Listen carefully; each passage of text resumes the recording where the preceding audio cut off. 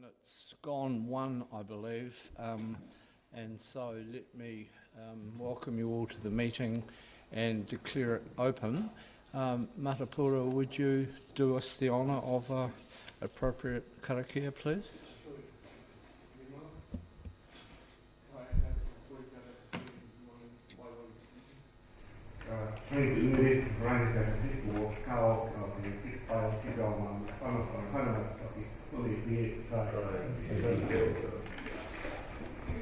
Thank you. There's no public forum today, so I'll move that the apologies from Councillors Hall, Lord and Ms Wesley be sustained, seconded by Councillor Staines. Those in favour please say aye. Aye. Against no. That's agreed, and I'll move further that we confirm the agenda without alteration. Is there anything that people find contrary to that? As Councillor Staines had his hand up first. Those in favour please say aye. Aye. Against no. That's agreed. And excuse me, can I remind members of the need to stand aside from decision making when a conflict arises between their role here and elsewhere. Are there any matters for amendment in the members' interest register? Apparently not. I'll move that. Well, that's a reminder. And for your peace of mind, thank you for your solicitations, Councillor Houlihan. I can assure you I've never had so many rat tests in my life, and I'm recovering from a cold. And nothing terminal that I'm aware of at this point. I'm sorry to disappoint you. I'll move that we confirm the minutes of the Planning and Environment meeting of the 9th of May as seconded by Councillor Walker. Any matters of inaccuracy? I'll put that. Those in favour please say aye. Aye. Against no. That's agreed. Let's go to item 6 in the Part A section. Are there any questions of staff about anything in the resolutions? Apparently not. I'll move then that the committee notes the public open and completed actions from resolutions of this committee as at 6 July, seconded by Councillor Walker. Discussion anywhere? No. Those in favour please say aye. Aye. Against no. That's agreed. And similarly, I'll move that we note the Planning and Environment Forward Work Programme as at July 22, seconded by Councillor Barker. Questions anywhere? Councillor Barker, you can go first, then Councillor Gary. Thank you. I just have a question around the Botanic Garden Strategic Plan, which was originally scheduled to be done in July 2022, I believe, and I just wonder what the why it's not being completed. Mr. Pickford. Through the chair, that plan has been delayed. You might remember that Council, when we reordered the reserve management plans as a result of putting Logan Park higher up, so you'll see throughout this a lot of them have been shuffled because of that, and that's the reason for the delay. Thank you. Councillor Gary. Oh, thank you, Chair. Page 27, there's a note that ARANS was to get an update by the end of June. Has that happened? Apologies, Councillor, I can't quite answer that, but I do know that Mr Riley has been very onto the continuing conversation with ARANS, and my understanding is that they're really pleased with the level of contact and communication that they've had. Excellent. Thank you for the answer. Councillor Elder. Thank you, Chair. Just on page 26, the Centres project, and I was just wondering how that progress is going and what the process was. That's all.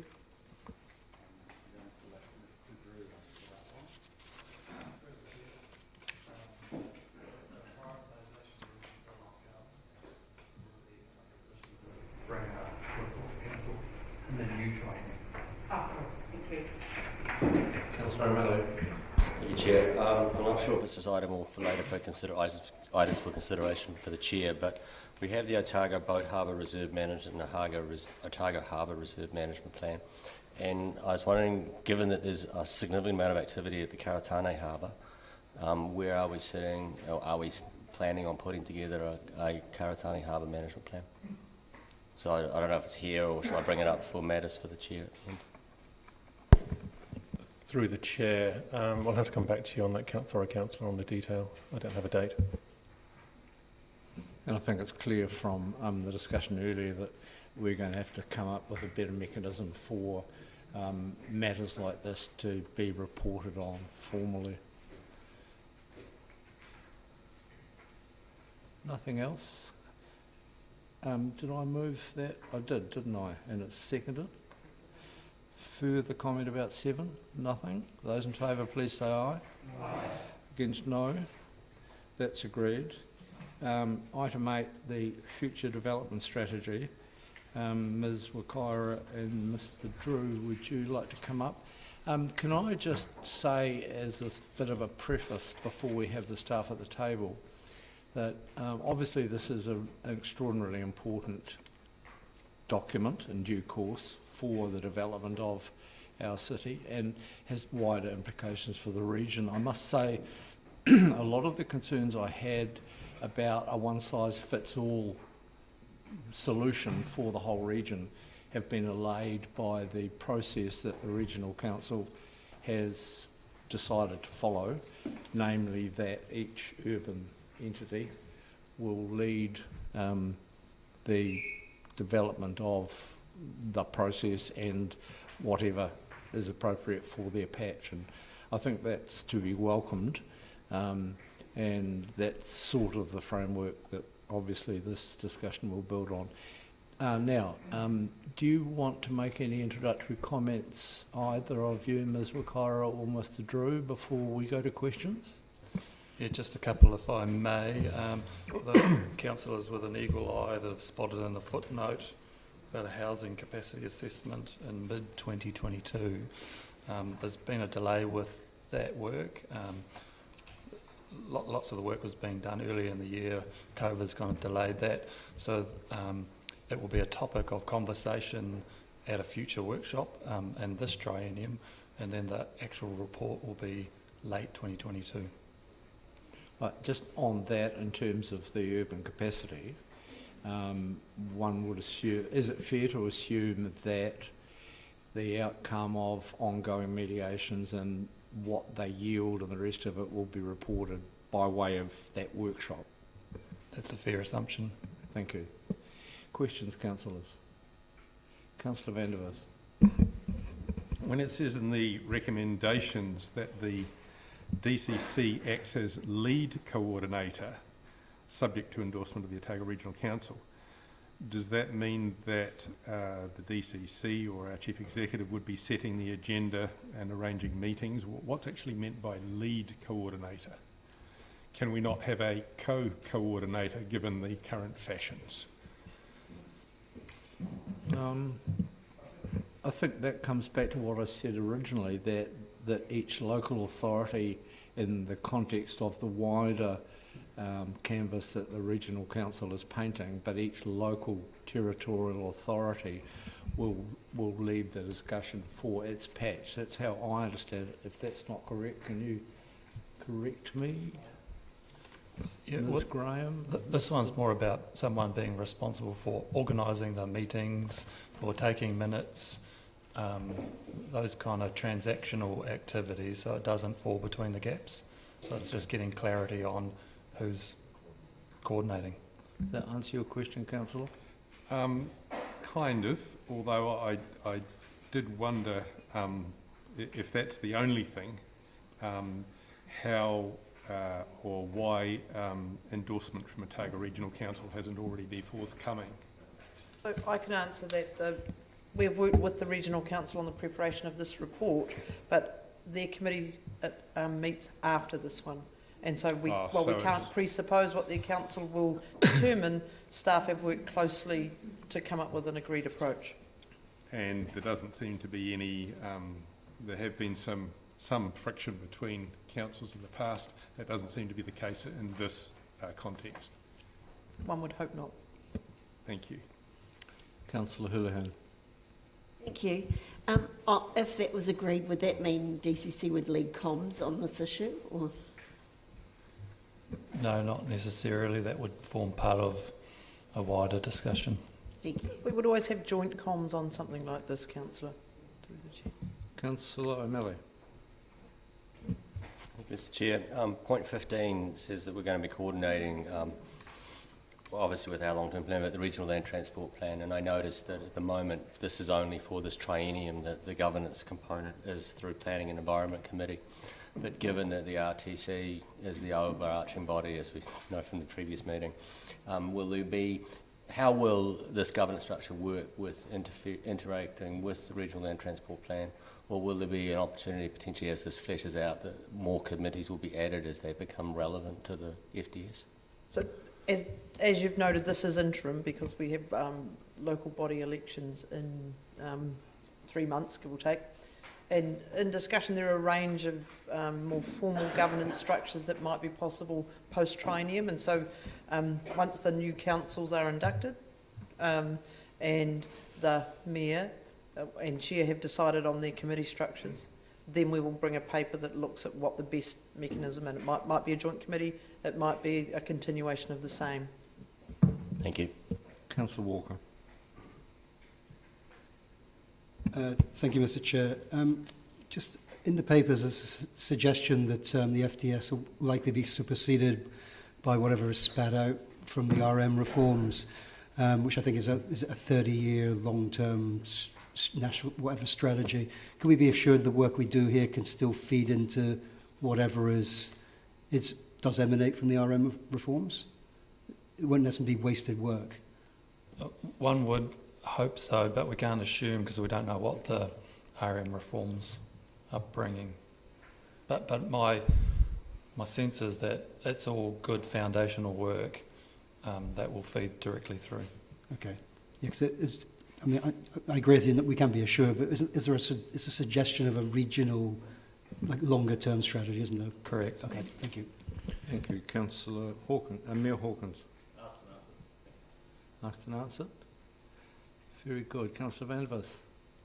Just to get clarity on the transactional functions, as lead coordinator, would the DCC basically set the agenda for these meetings? Predominantly, I mean, the agenda will be set by the requirements of the MPSUD. So there are a number of activities and outcomes that we need to provide. So that's what's driving the agenda. Okay. And finally, for the chair, Councillor Benson-Pope, you've said that your fears have been allayed for a one-size-fits-all for the region. Does that mean your previous vehement opposition to a unitary council is now no longer there? Or are you still opposed to a unitary council? I'm certainly opposed to people asking irrelevant questions that aren't in respect to the report. I don't think the future development strategy is going to talk about the political structure of the region, Councillor. Could you please answer the question, Chair Benson-Pope? I've answered the question, Councillor. Well, no, you haven't. I have asked you whether or not... That's enough. Thank you, Councillor. Further questions? All right, I will move the 3 recommendations. We can take them separately if people want to in due course. I have a seconder, please. Councillor Walker was there first. Anyone like to speak to these recommendations? Apparently not. All right, Councillor Elder. Just looking at the discussion and the idea of project leadership, and shortly after this we'll be looking at another area that needs kind of a project lead. I think the project lead approach is actually really, really important because you need people to coordinate and drive projects so that they actually get the commitment and the resources they need to make really good decisions. So I applaud this approach and look forward to the outcomes from it. Thank you, Councillor. Further speakers, apparently. Councillor Vanderwerf. I applaud this move as being what I see as a tentative first step. The Dunedin Future Development Strategy is a joint strategy that is prepared by the DCC and ORC in partnership. This is the opening line of the executive summary, and DCC and ORC in partnership, I believe, is really the substance and the, I think, very potentially positive beginning to a real partnership, which would be the establishment of a Unitary Council. The Unitary Council idea has been floated in the DCC now for at least a decade by me and some others. And we actually at one point as the DCC had a unanimous decision to actually get a report on what the effects of a more extensive version of this current paper would be, and that is what the effects of a Unitary Council would be.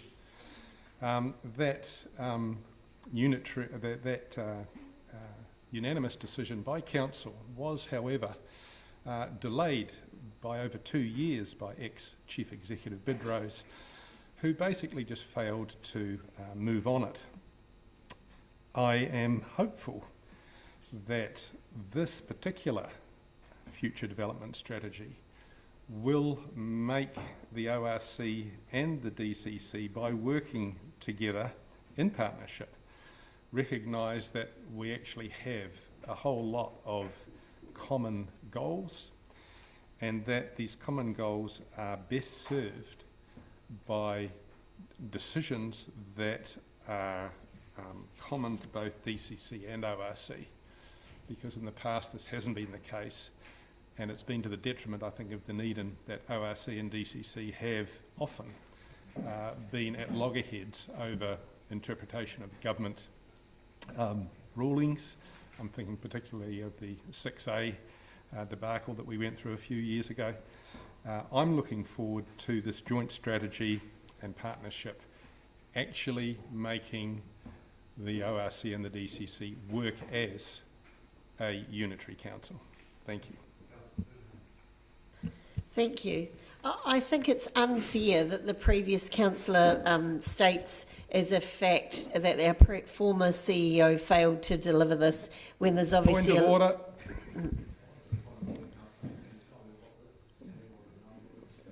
I don't have the standing order number in front of me, but it is plainly a matter of fact that the previous chief executive did not action for over 2 years the unanimous decision of this council to get a report on a unitary council. That is something that's well reported in the media. It's a matter of indisputable fact. I have simply raised that, and for Councillor Houlihan to suggest that this is not the case is misleading, council, and also offensive to me personally as a councillor. So on 2 counts, it is a point of order. First instance, I'd ask people to follow the standing orders and raise the actual standing order, including a reference to the number.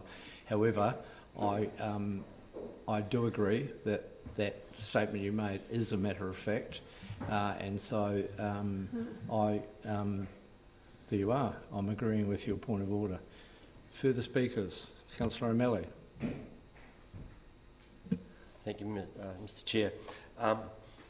Future development strategy obviously is a product of the NPSUD requirements and more or less replaces the old spatial plan work. It represents, I'm happy with this by the way as we're going forward, it represents an opportunity for the city to think about its future, especially its spatial footprint, and that's where I'm looking at the point in number 18, which is the structure of how the information will flow and the joint committee and mana whenua workshops activity. I'm hoping that would be an opportunity where the elected members' views on the strategic directions that we're taking would be able to be aired in those workshops as we work with mana whenua and the ORC. that then would probably answer the question I had earlier as to, where does the governance sit in influencing the development of this policy as it goes forward. And that's really it, really. I think it is a very important thing that we're about to undertake, and kind of exciting in some respects.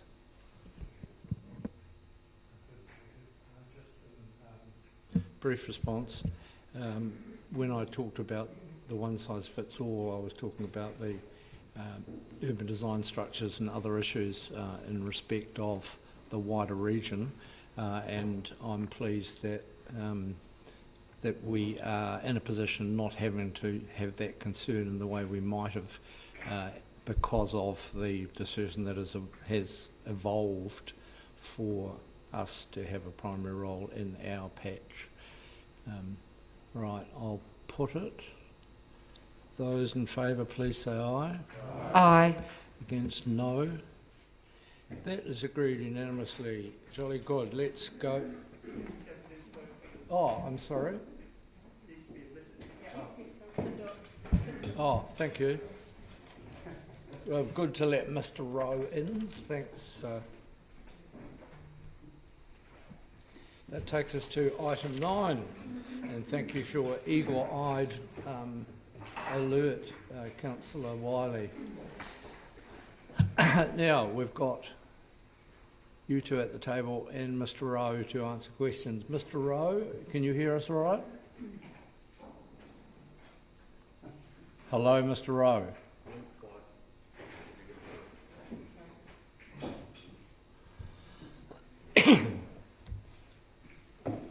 How's that? Can you hear us now, Mr. Rowe?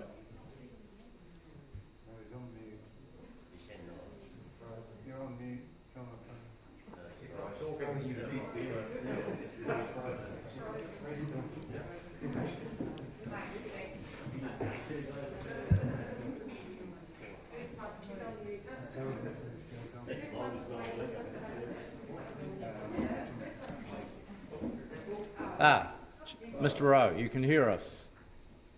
I can. Can you hear me? I can. We can now. Thank you very much. Just before we go to questions, can I just remind people of the message we had from Mr. Drew yesterday correcting the inaccurate reference to the committee structure and joint number of corrections, and in due course around the submission, which is the next item, there's some more of the same that Mr. Drew will alert us to where the wrong terminology has been used. So, Mr. Rowe, is Mr. Rowe the primary question and answer, obviously, of this extremely detailed report?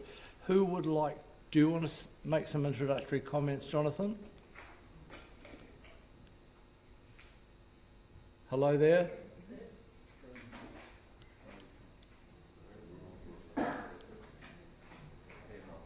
Your eyes seem to have frozen.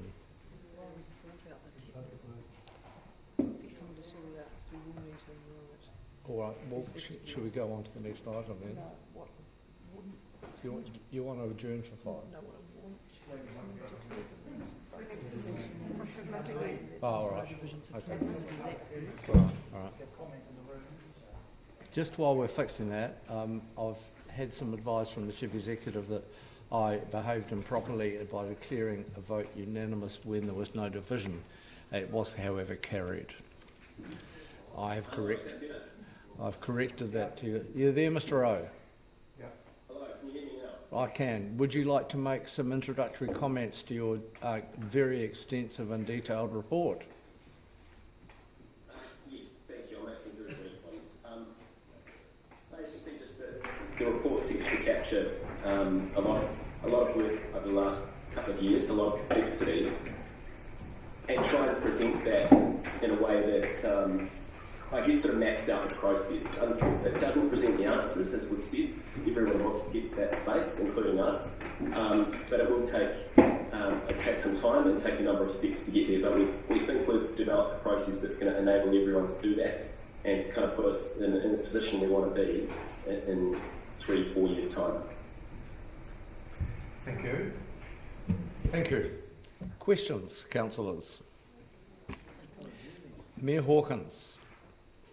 Thank you, Mr. Chairman. And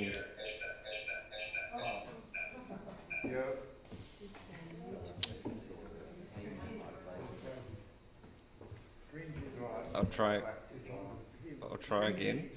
Thank you.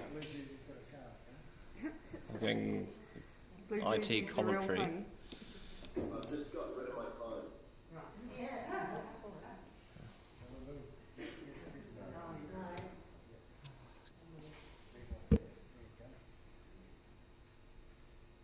Okay. Hopefully you've only got one of me. Yeah, kia ora, Mr. Rowe. Just a question. One of the things that was heartening to see in the National Climate Risk Assessment work was a focus on social cohesion and community and people as a risk that needs addressing as we work through our response to a changing climate. It's not prominent in the South Dunedin Future Programme work, as it is set out in this paper, but the paper does reference other things that we are doing that are obviously related, like the zero carbon work. Where do you see our response to those climate risks sitting if they're not primary objectives of this work programme? In response, on page 10 of the document, which I think is 57 of the committee's agenda, it maps out a strategic intent for the program, which we've said it remains under development. The top part of that, those boxes are really the high level, kind of what do we want to achieve, and the second series of boxes is really how do we think we should do that. There's a lot in there. It does speak about just transition. It does talk about community ownership, the social and economic resilience and the like. So these factors are very prominent. They may not be spelled out specifically in the language that has been referenced, but it's very much a strong theme throughout, and the just transition element will be critical. That's been one of a very strong piece of feedback we've received from community engagement to date, and I would expect that trend to continue in future engagement. Thank you. So you're and the objective is noted around social resilience, if that's what we're calling it. I'm not going to get fussy about language, but then in the operational objectives, the things that it's more about process and engagement and ownership. Is it your view that building stronger social cohesion, if that is the risk, would be a byproduct of those operational objectives, essentially? It could be, yes. Change will be challenging, and we're going to need to be very careful about managing the unintended consequences of the program and change. That's one of the factors that will be in there. At the same time, the program can't control everything, right? So we'll have to be aware of these impacts, but there's a lot of different factors that will go into managing, protecting, shaping social cohesion during this process. So it won't just be controlled by the program. Thank you.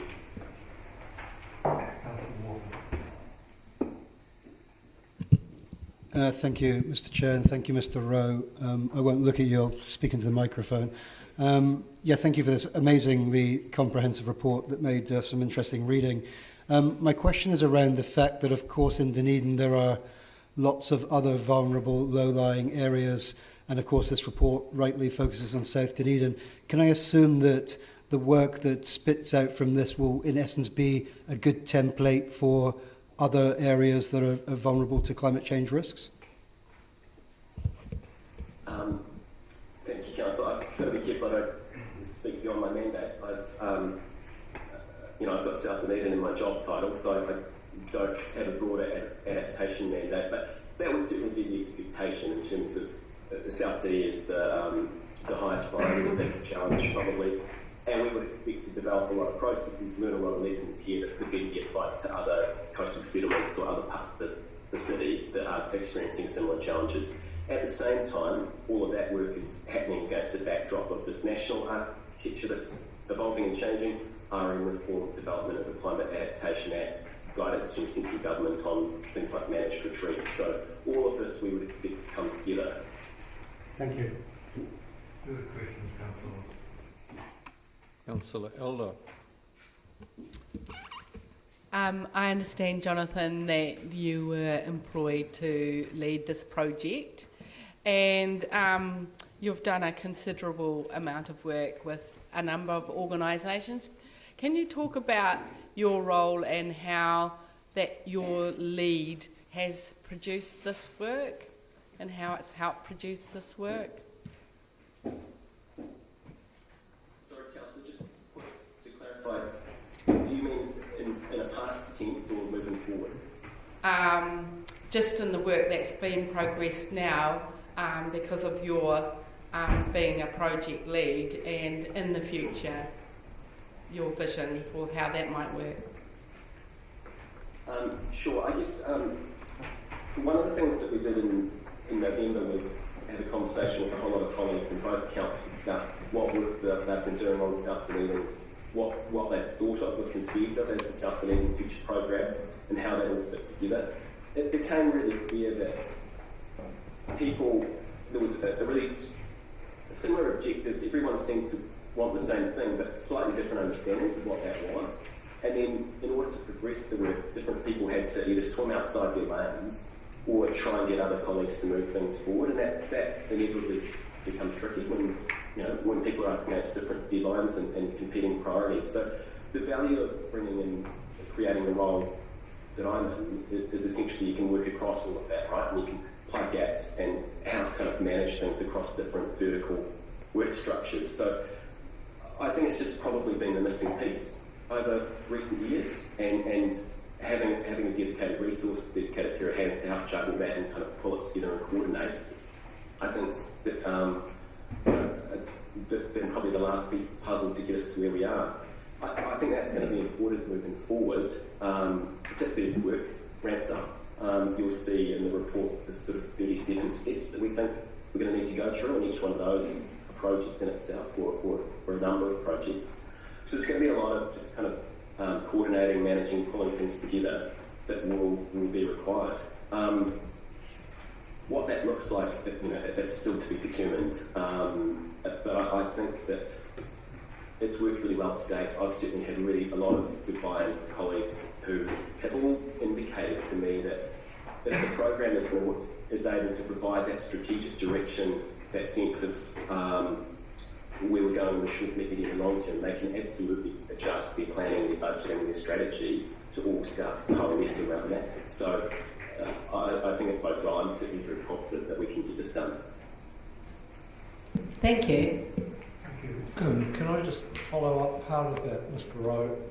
In the wider context, we know where this adaptive process had its genesis in the Eastern Bay and Marataa and Samoana, and areas that had suffered major damage.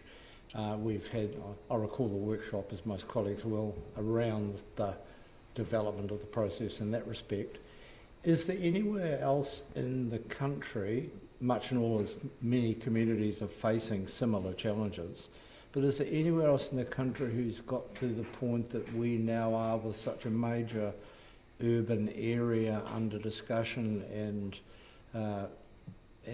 the priorities for the future of that area being examined in with such scrutiny?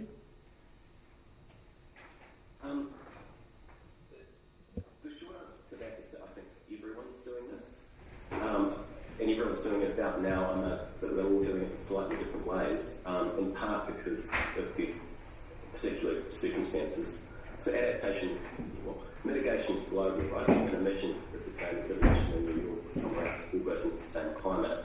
But adaptation is highly localised. So the approaches that we have to develop here are likely, while there might be lessons learned that we can share or we can take off others, it's likely to be highly localised, highly specialised for South D.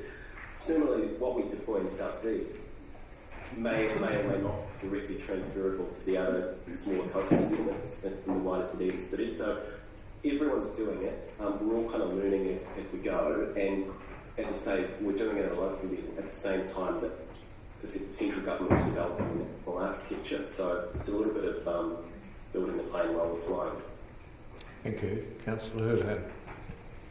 Thank you. You may not be able to answer this, but following on from Councillor Benson-Pope's question, nationally, where would you say that South D's problems with the low-lying areas and obviously climate change and all the issues affecting that area is ranked nationally with, if you're looking at other areas that have similar problems, does ours seem one of the worst, or you may not be able to answer that, but...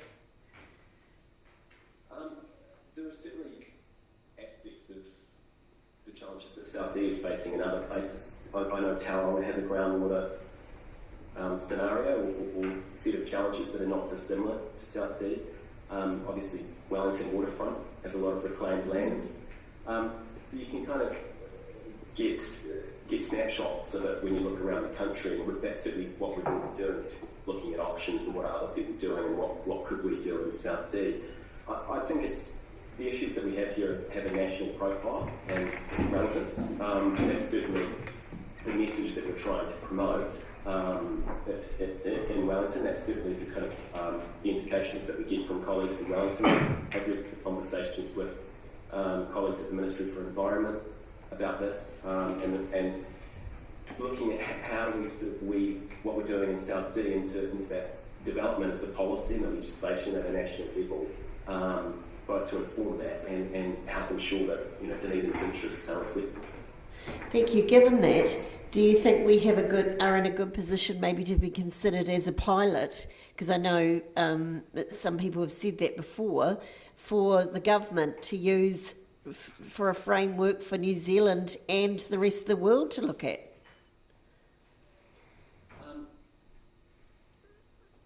There's potential for that, absolutely, and I would very much like to get the program into a space where we can start to kick a few goals and be a bit of an exemplar for what can be done. There's a lot of water to go on the bridge on that, I think, and I wouldn't want to sort of claim victory before we got off the starting line. But yes, we'll certainly be working with colleagues in Wellington to look at those opportunities. Thank you. Yeah. Happy to move.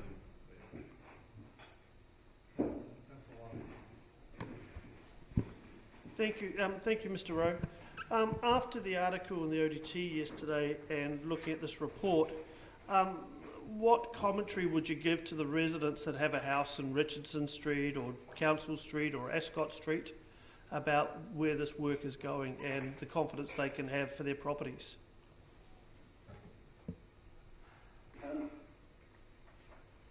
The short answer would be I'd say I think we've got a plan now for how we're going to work through these issues. That there are a number of challenges facing the area. That this program is going to outline to them what those challenges look like and start to try and quantify them for people so that people can start to, one, make their own decisions about where they want to go and what they want to do. And at the same time that we are going to start taking people through the issues and help them understand what options are on the table, help them influence what decisions are made by council, and then ultimately help them to shape what the future of the suburb might look like. I'm obviously not in a position to provide people with individual advice about their properties, but that's the sort of space we want to get to, is the program provides a whole lot of information for people, and it reshapes the way the system thinks and works, but at the same time it helps inform grassroots stakeholders so that they can make their own calls. Thank you for that. That's reassuring. And I guess the next part is you obviously want them to look out for further opportunities for engagement and be part of the process. Absolutely. And community will be central to this.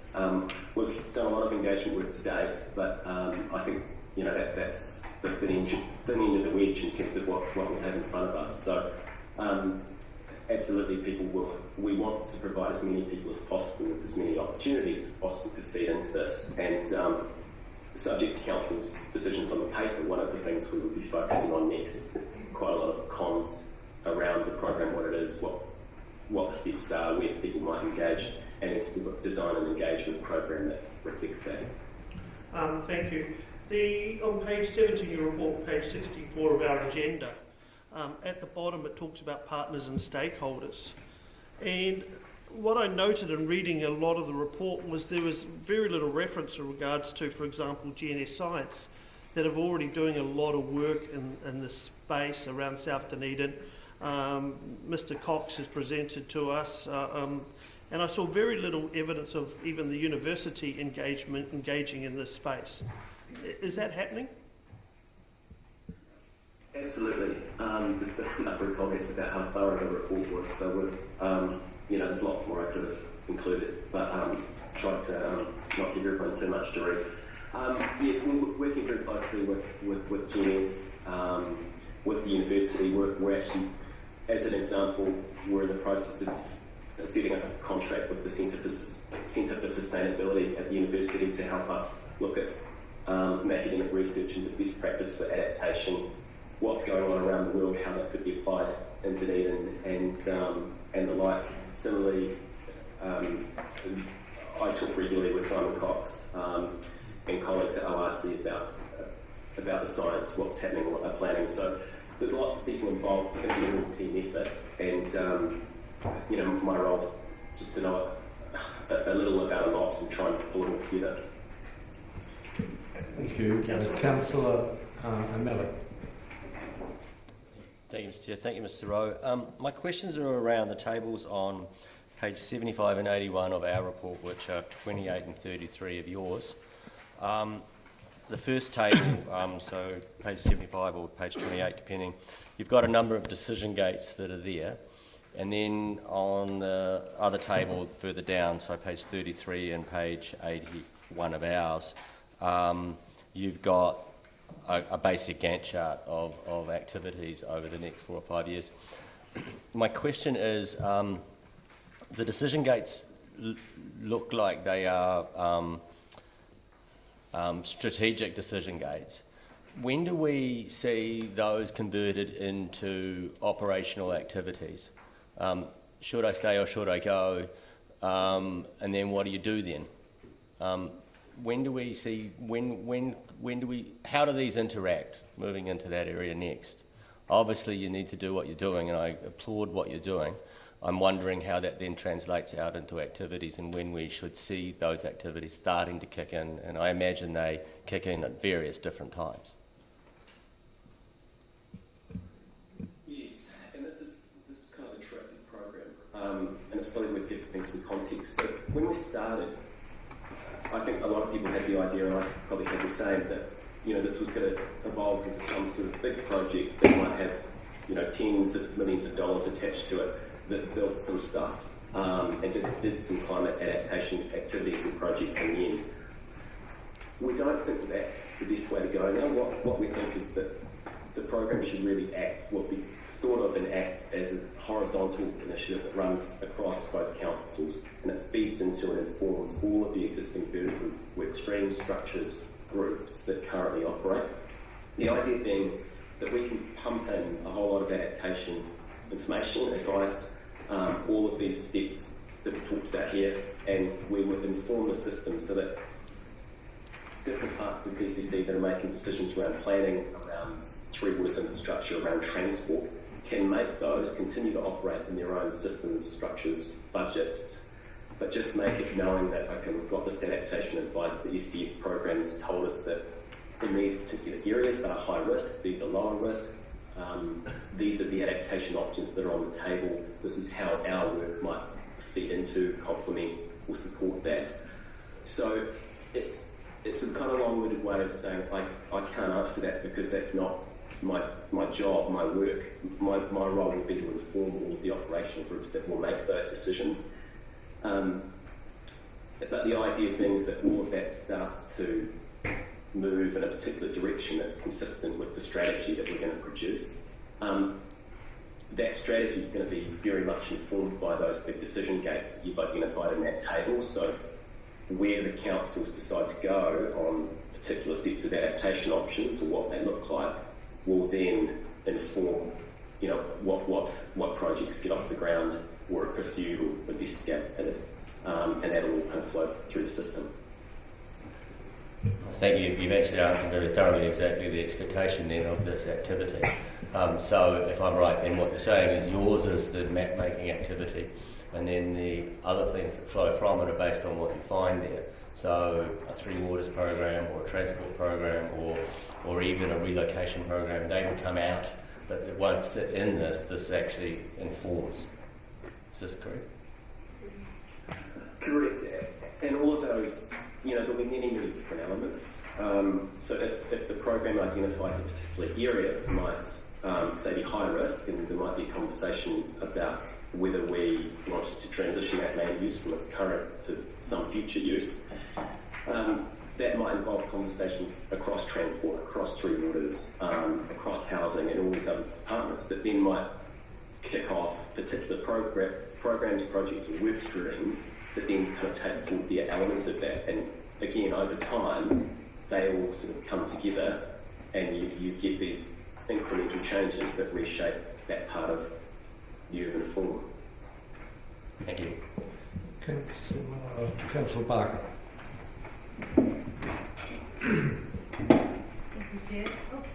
Thank you, Chair. Kia ora, Mr. Rowe. I just have a few questions on page 33 of your program plan, page 81 of our papers, and it's just around the high-level schedule. So if we were to point people towards an easy understanding, because I found this the easiest to understand, would that be the best place for people to have a look at for understanding what's going to happen when? Yeah, I think the flow chart is probably the easiest for understanding kind of what key bits are, and then this high-level program schedule was the kind of timing for that. Because obviously, I think it was in the paper this morning or yesterday talking about community engagement, and I know there's going to be some detailed engagement on community views, values and objectives on the fourth quarter of 2022. So would that be happening from October onwards this year? Yeah, that'd be the expectation.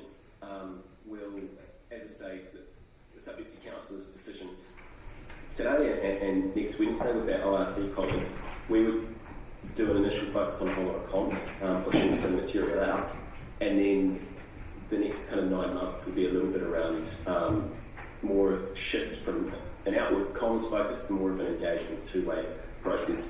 But we also are conscious that we've done a lot of engagement to date, so we don't want to over-exhaust people. We want to produce a few things and then go out with some new material. So there's a little bit of sequencing that we need to get. And one of the points that I guess most people might be interested in is develop the draft climate change adaptation strategy. So that sort of sits in, I guess, around this time in 2025. Would that be correct? Yes, I believe so. But one of the key points is that we don't need to wait for the strategy. We have a whole lot of information now. Part of an initial focus of the program will be actually packaging all that up and getting it out to people in a way that's more easily digestible. And then at each of those decision dates, at each of those major milestones of the program over the next sort of 4 years, we will produce information that should, reshape how people think and what decisions they're making internally. And then all of that will culminate in the strategy. And then, we'll have to review and update the strategy periodically as well and make sure it's fit for purpose. So are you really talking about the difference between a strategy and the dynamic adaptive pathways planning process? Yeah, not a strategy in the conventional sense of you do a whole lot of intensive work and you spit out a document and then that kind of guides you for the next period. I think this is going to be a constantly evolving thing. But at the same time, you don't want to shift the goalposts all the time, so we will need to establish what that direction is, what's the way we're travelling, and then over time just make tweaks so that we stay on track. That's great, thank you. Councillor Houlihan. Thank you, Chair. The property owners in South Dunedin will, I would imagine, quite a few of them probably got fears on what this means for the value of their home and also insurance implications. Are you actively working with insurance firms, and are you able to say what sort of feedback you're getting from there, and what does that mean for homeowners if you're able to say that? have spoken to some insurance providers to get a sense of what they're thinking, what they're doing. I know nationally insurance companies are moving to more sort of granular risk-based approaches, so looking at individual property guys and the risk for you versus your neighbour, or this street versus that street. There's a lot of work in this space. We're very aware that both insurance and finance, people's ability to get a loan from the bank, are going to be critical elements of this process. They're not something that we can necessarily control, but we are aware that we could have positive or negative consequences on that depending on what we did or announced. So we do need to be very careful and mindful of that. The other thing to kind of keep in mind is that there has been a lot of focus on the physical changes, so the natural hazards, and when these might present, what decade, what year. But it is possible that the sort of economic elements of this, that insurance or finance withdrawal might precede, occur prior to those physical changes. So we're factoring this into the mix, and in terms of property owners, we've actually recently had a conversation with New Zealand Treasury.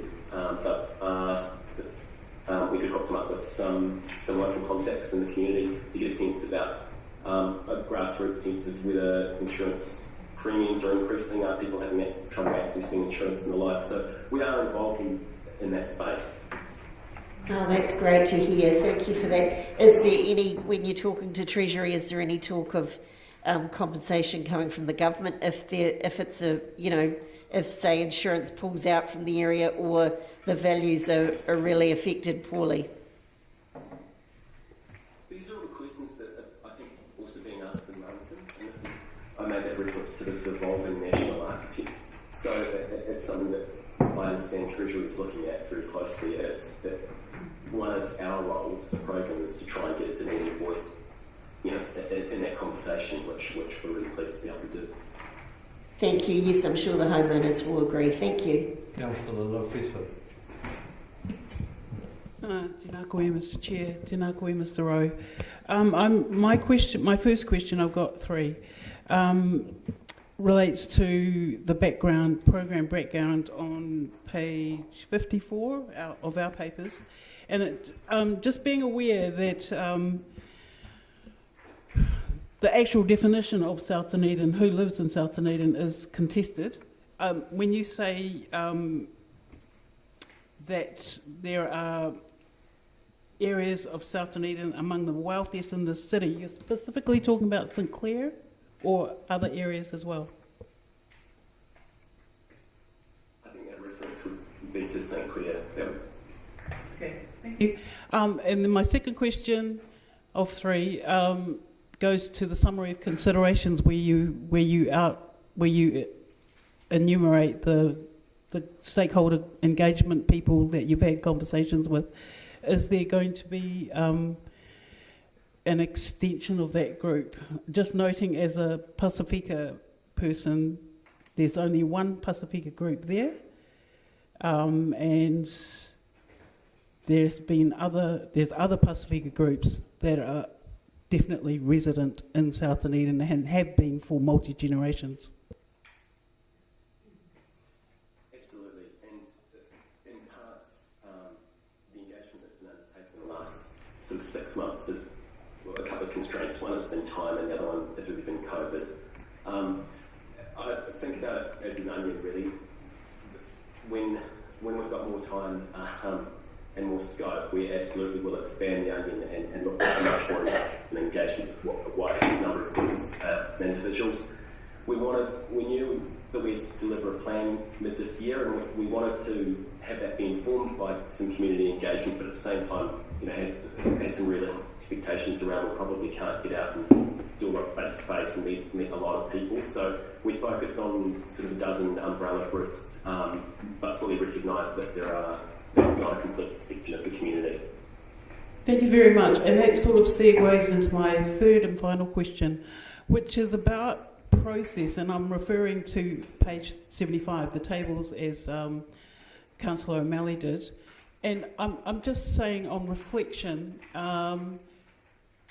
and apologies for I mean, I don't really expect an answer, but I'm just saying, on reflection, given your background and professional expertise, but interacting with mana whenua and other disenfranchised groups, would have this program action plan been different if the phase what matters most came before what is happening? And I apologise because I know that we all were caught on the hop since June 2015, and so we had to respond. But I think that's led us down into sometimes an alley. Yeah, I think it's important to understand that that process is really dynamic and it is circular.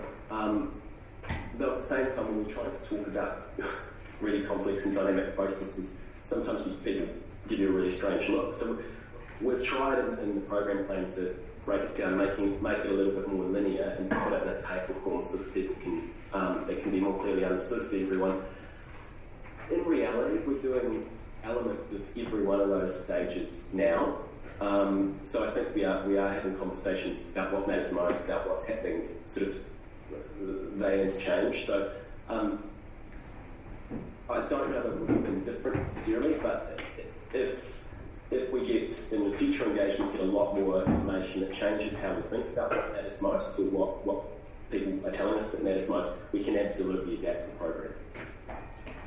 Thank you. I'd also like just to add that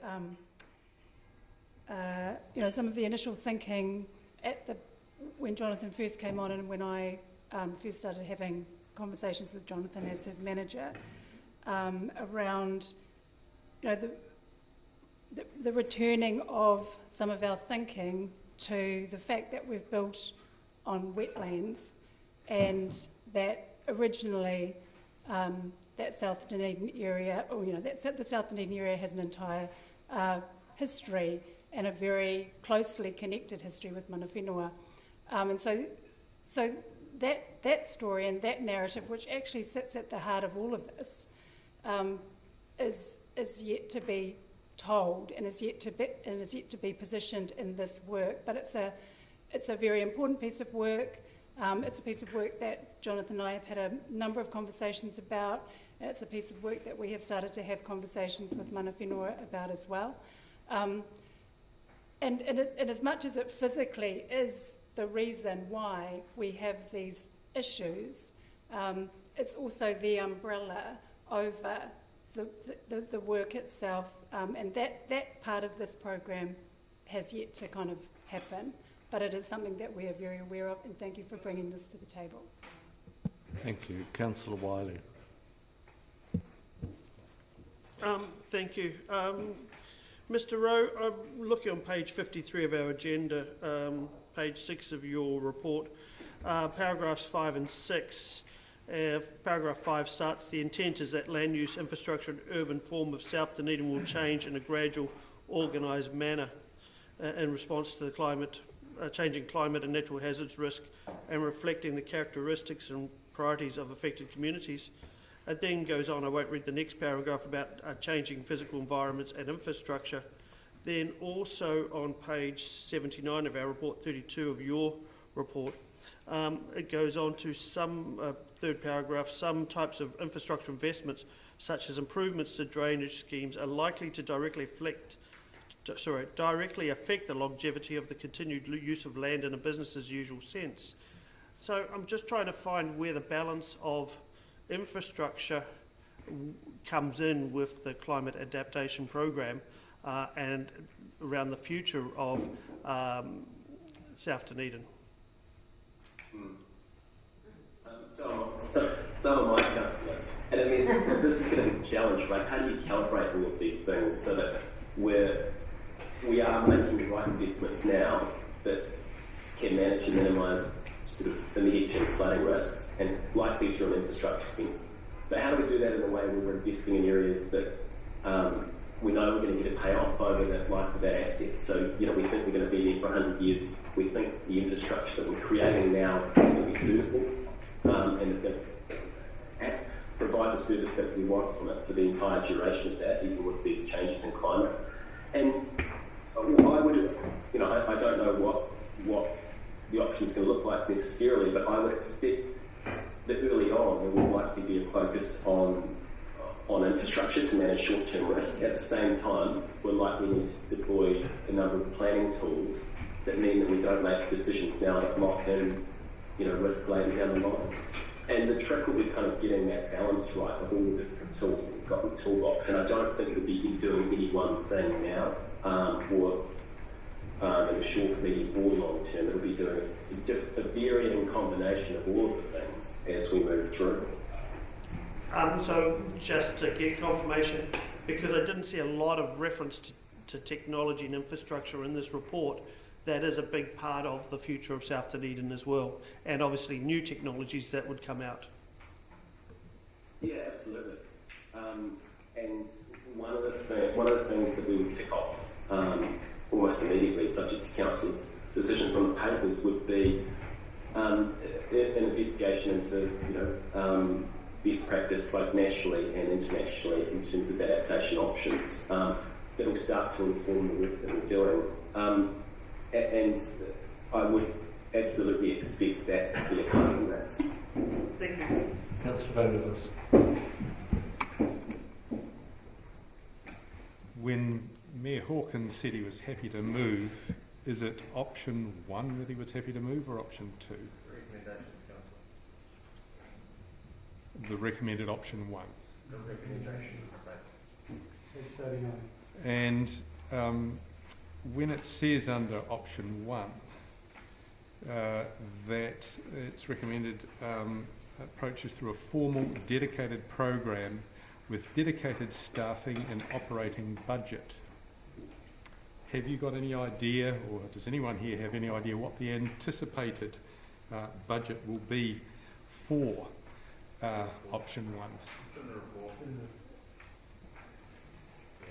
And the budget. Sorry, can someone just give me a figure? Plan and in the report. Sorry, 36 million? Yes, you're giving me page numbers. I've asked a question regarding actual cost. Is everyone around the table too ashamed to actually say what the cost is? Councillor, you've asked a question, it's been replied to by 3 people. The answer is in the report and you've been given the reference. Do you have a further question? You got it. I heard it. Was it 36 million?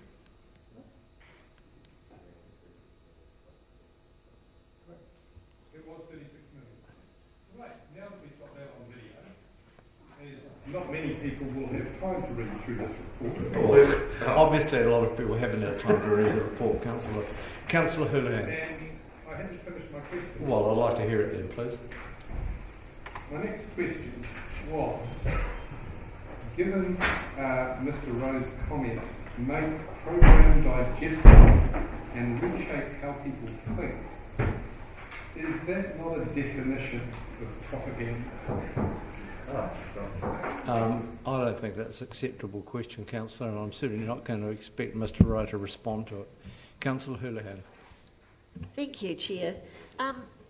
Can I ask, Mr. Rowe, are you currently meeting with DIA or people in the yourself and other groups in South Dunedin about talking about future work when it's looking likely there'll be a change to a new entity? Is DIA already in discussions with you about that? DIA in regard to what new entity, sorry? Councillor? Three Waters. Three Waters. Not specifically. We've got, obviously, that work's being led by colleagues in the Three Waters Department. We're keeping a close eye on it, and it's something that will be a big factor in the program because this will introduce a new entity, a new partner into the mix. But we're, from a program perspective, that's very much a watching brief at this stage. Okay, so there's been no discussions with DIA as far as you know? So I could probably chip in here through the chair. There is ongoing discussions with DIA around Three Waters, and our current understanding is that programs of work that are in the long-term plan will be carried through to the new entity. Thank you. The reason I was asking that was that I'd heard, but only third hand, that the South D Community Network had started a project or a plan or something with that was funded by DIA or something around that. I don't know the full details, but... Something separate. Is it? Okay, yep, no, that's fine. Thank you. My next question is, I was just interested to hear Ms Waikara's comment earlier that she's Mr Rowe's manager. Does that mean that ORC also has joint management, or how does that work? Are we the lead managers in this position in South D? Thank you, Councillor. So Jonathan works across both councils, but he sits in the DCC. He reports to me as part of my area, but we have a steering group committee across both DCC and ORC that meet regularly with Jonathan to have oversight over the work.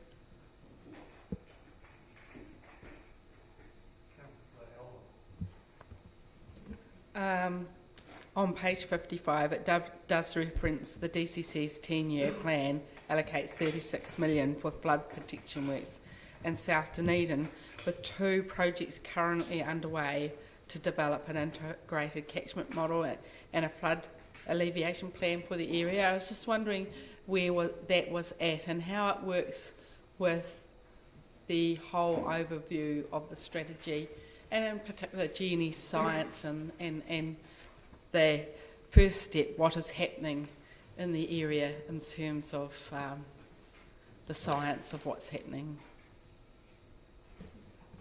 I'll start. That project is ongoing, and Jonathan and the program team work very closely with the Three Waters team, so I'll let him talk to the integration.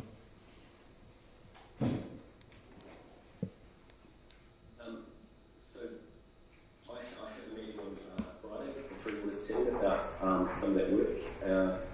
I think it's a strategic planning session for them. So, Councillor, I forget what the exact dates are, but in one of the details of the report was that matrix that has the delivery of the integrated catchment model. I think later this year or early next, and that's one of the elements that will inform how we develop options, for example. So.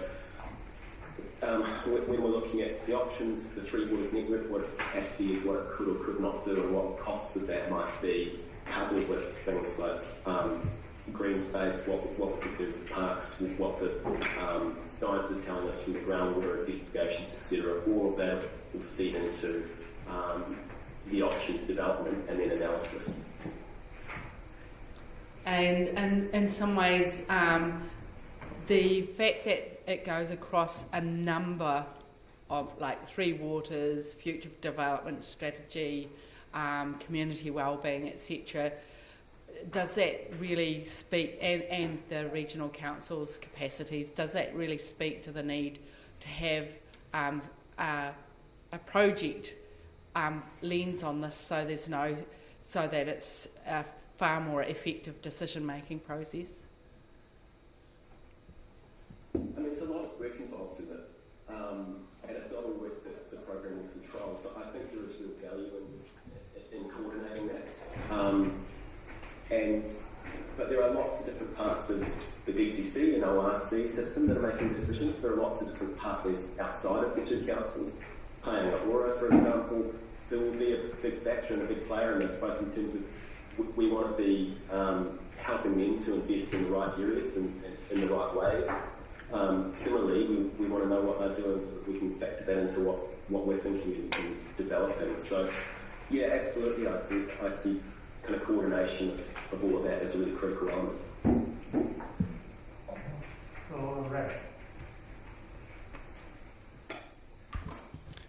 Thanks very much, Jonathan.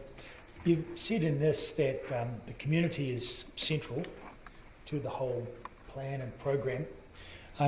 And you've clearly got a good handle on various stakeholders, such as the councils and mana whenua and so forth.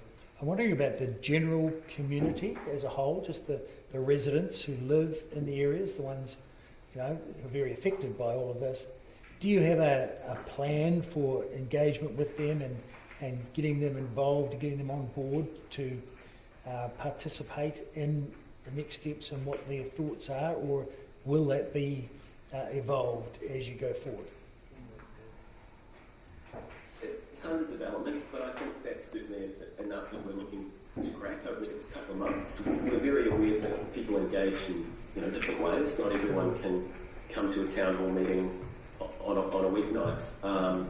Similarly, some people get their news by TikTok. So we're going to have to be really dynamic and have a whole lot of different comms and engagement channels and approaches that try and open this up to as many people as possible, and with a particular focus on those living in the area that are likely to be directly affected, and whether that's in letter drops and meetings, in emails and online surveys, we're working that up as we go, and we're getting a lot of feedback about what works for people and what doesn't, and we'll be tweaking it.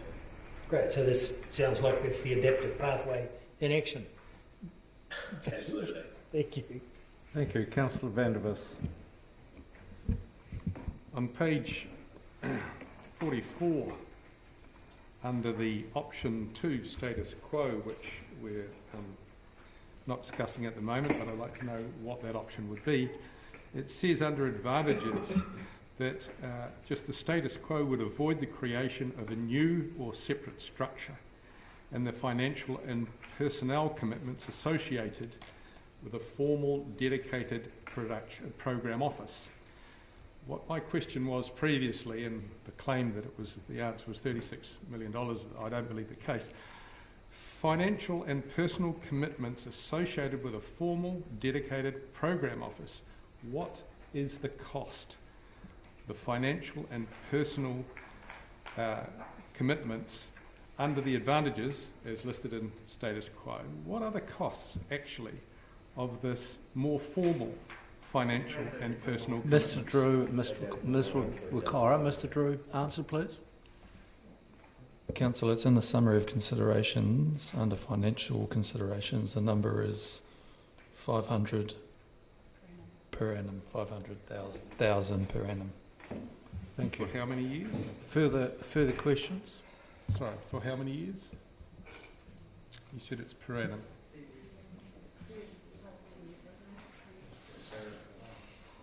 I think it's been funded for the next 3 to 4. Do you know the... 22, 23, 5.1. Okay, so then to be clear, today's decision, option 1, as has been put forward by the Mayor, or the status quo.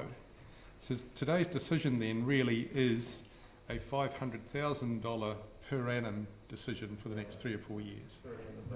It's already in the budget, Councillor.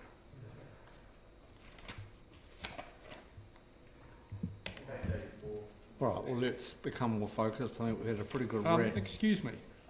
No, excuse me. We've had a pretty good rush with the questions,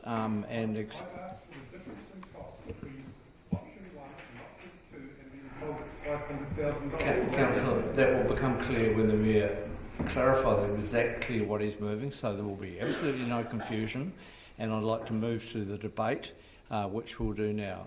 Your Worship.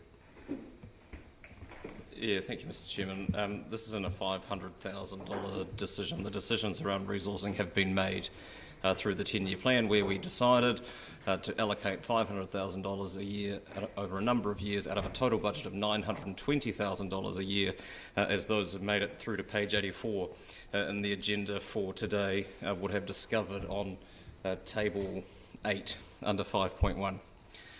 So in speaking, and I hope that clarifies the resourcing for the work that is at hand and being discussed here, two of the most dangerous ideas in the discussion around South Dunedin are that nothing will ever have to change in that part of the city, or that everything will have to change in that part of the city, because it's obviously far more nuanced than that. And also that all of those decisions and the implementation of those decisions have to happen tomorrow.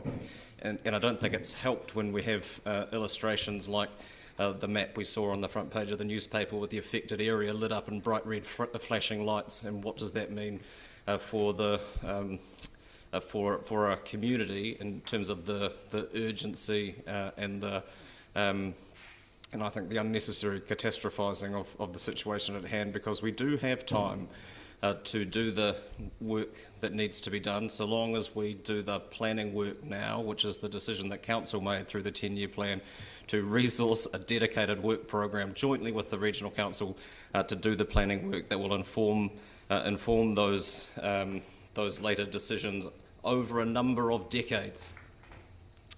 And it's been mentioned in the paper this morning that the South Dunedin Future program that we are discussing today lacks vision, and it does, because that isn't what it sets out to do. And it's probably worth some discussion around what it is actually that this is for the purposes of public debate. The program, and I'll quote liberally from it, the program will provide. The program will not provide immediate answers, and I think that's really important. It is a framework for navigating complexity, and it certainly is complicated, and it will need to be an evolving process dealing with legislation that will change and a situation that will change over the coming years and decades. In the dynamic adaptive pathways model that has been discussed is currently the best practice model, but that will undoubtedly also evolve over the coming years and decades as we all come to terms with this planning work and what it means. But importantly, it talks about how we can't wait for everything before we start doing something. And some of that work is already happening. The St Clair-St Kilda Coastal Plan is 100% a critical part of this work, a microcosm of this work, if you like, in the wider context, as is the $36 million that is in the 10-year plan for flood mitigation in South Dunedin, as is the work that we are doing to fund communities and place-based groups and building stronger and more resilient neighbourhoods, because that will be an increasingly important part of dealing with our changing climate. The strategic objectives are to reduce hazard risk, building social and economic resilience, environmental and cultural restoration, a just transition, which is critical, community ownership and improved urban form. And it's hard to argue with the importance of any of those, and I would hate to try and prioritise them, and they're obviously all interrelated. What we are building here is a framework for making those decisions with our community over time, and resourcing the work through the 10-year plan in order to have that happen. And a significant part of it will be communications and engagement. And as is set out in the report, that is a critical early part of the program's work, and will be kicking off in the short term.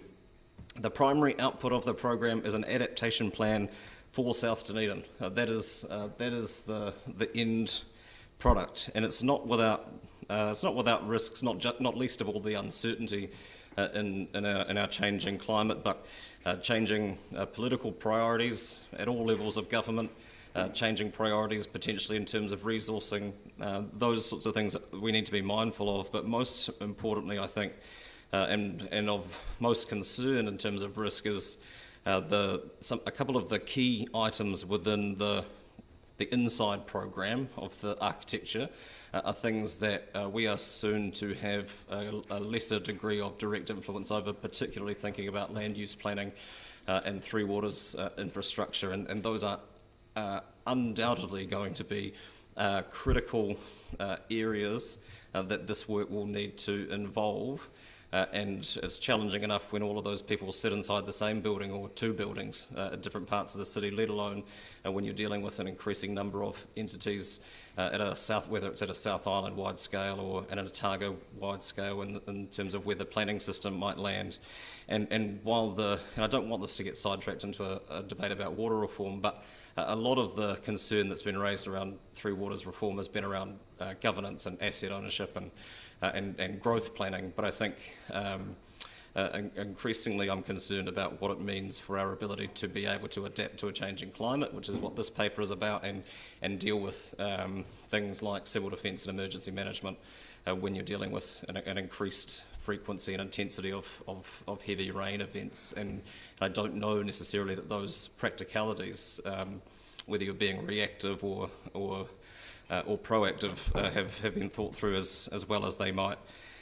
Social cohesion, but it speaks to the point around there is a risk inherently in this work program of us not being in complete control of our own destiny, and comments been made around where is central government and all this, and I would just suggest that we should be careful what we wish for in terms of inviting government to be an active participant and an active decision maker in these fields. These are decisions for us to make with our community, and certainly there is a role to play for central government, particularly ultimately in terms of helping fund some of the projects that evolve out of this. But I think it's right in the first instance that us as a district and as a wider region are doing this work. The social cohesion stuff does concern me. There's a lot of focus in climate change on the natural environment and what it means for the built environment, and I think one of the increasingly and it was identified thankfully in the national risk assessment. One of the things that is most concerning is what it means for social cohesion when you're living in a less stable environment, and what that means for people who aren't homeowners living in a less stable environment, and those are the things I think we need to be mindful of, and think increasingly of people as infrastructure in terms of building resilience to a changing climate, and focusing on social well-being and thinking of that as a core part of our response to a changing climate, to say nothing of the zero carbon work, because in the longer term the best form of adaptation is mitigation in terms of reducing the impact that we are having,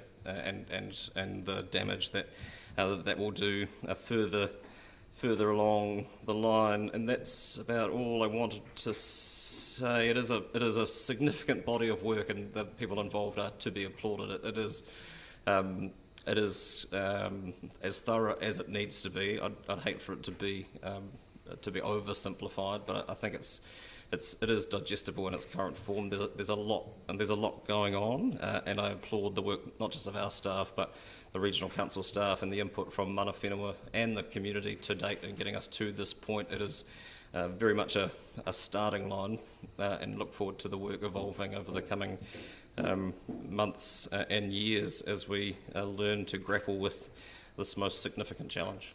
Thanks. Thank you, Your Worship. And for the sake of clarity, you are moving all 10 recommendations on page 39. Is that correct? Thank you. Councillor Walker. Thank you, Mr. Chair, and thank you to the Mayor actually for his comments there, particularly around social cohesion.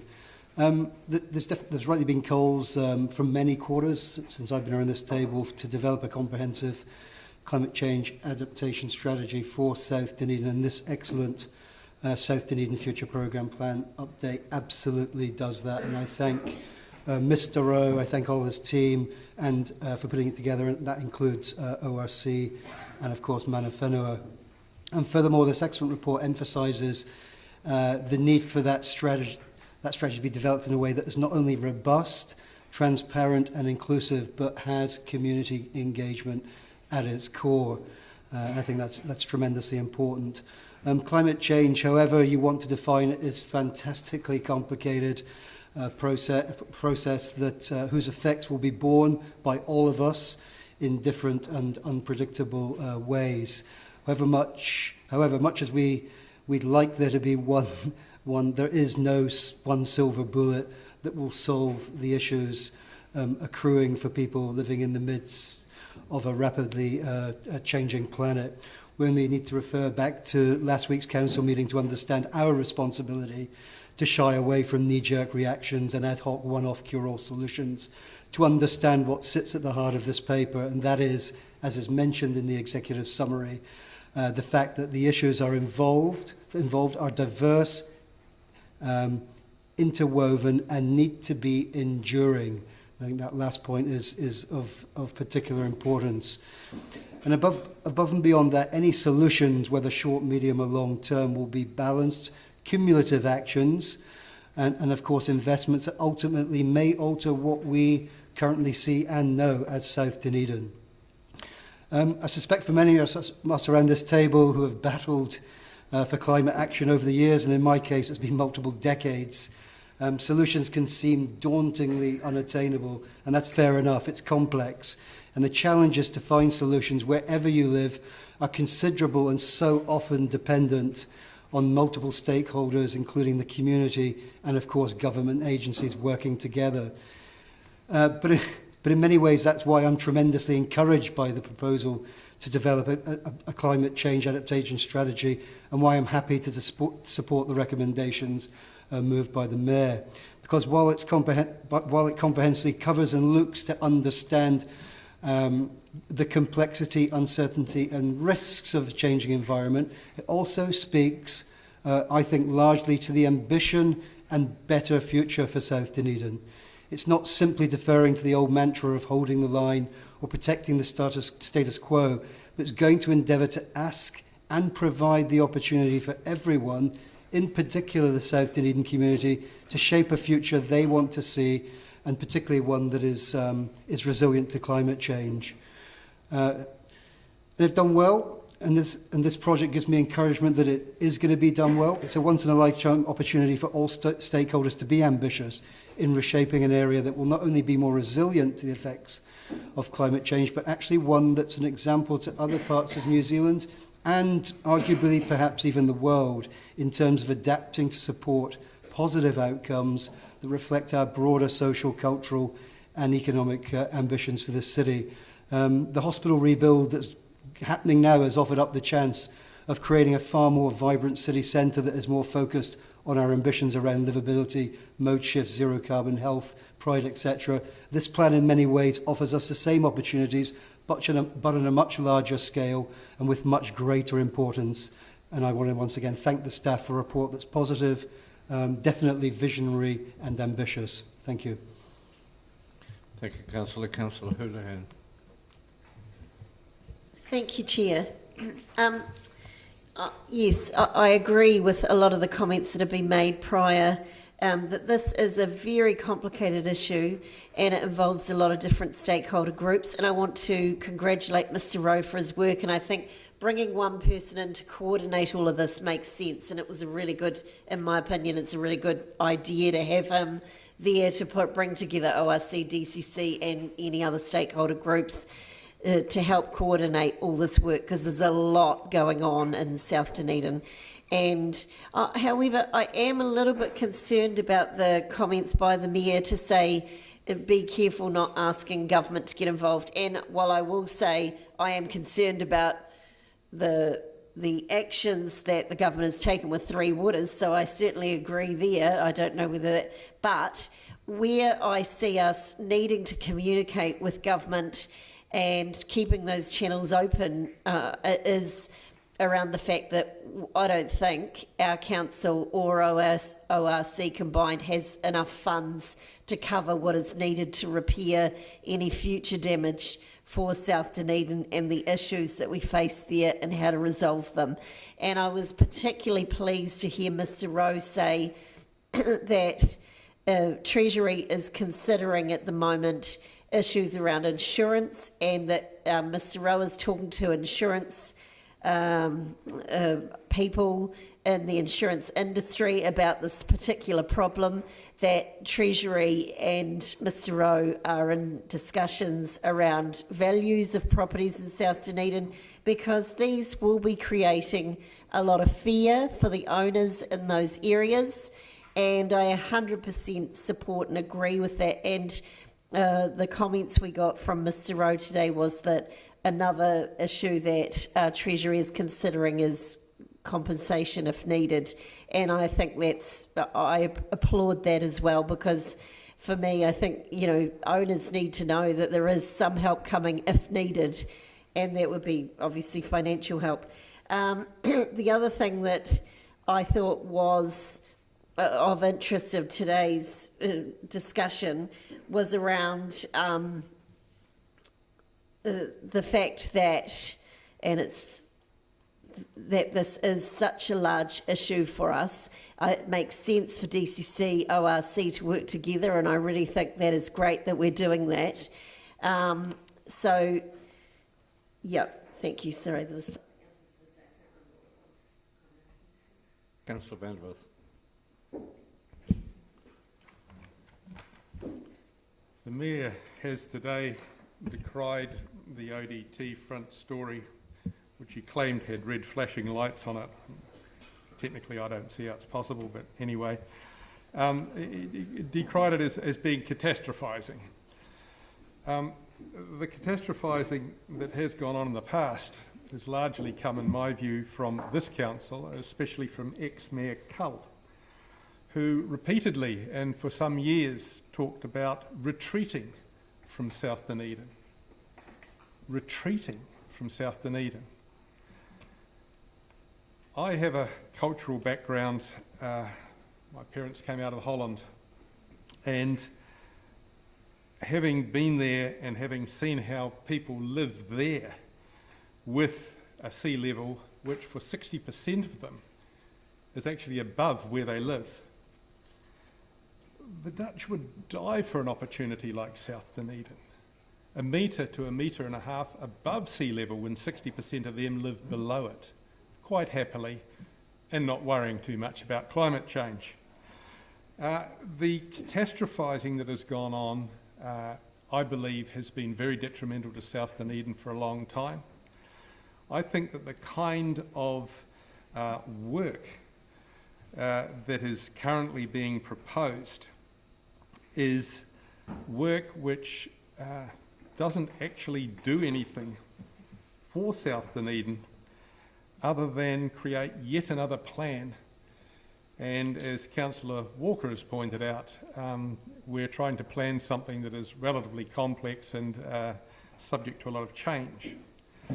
My real reservation regarding these particular recommendations is that rather than addressing the issue of coastal erosion, which I don't think is that complex, and the technology for that is well established overseas, rather than do that, we seem to be wanting to go down a paperwork path where, as Mr. Rowe has said, a lot of comms will be involved.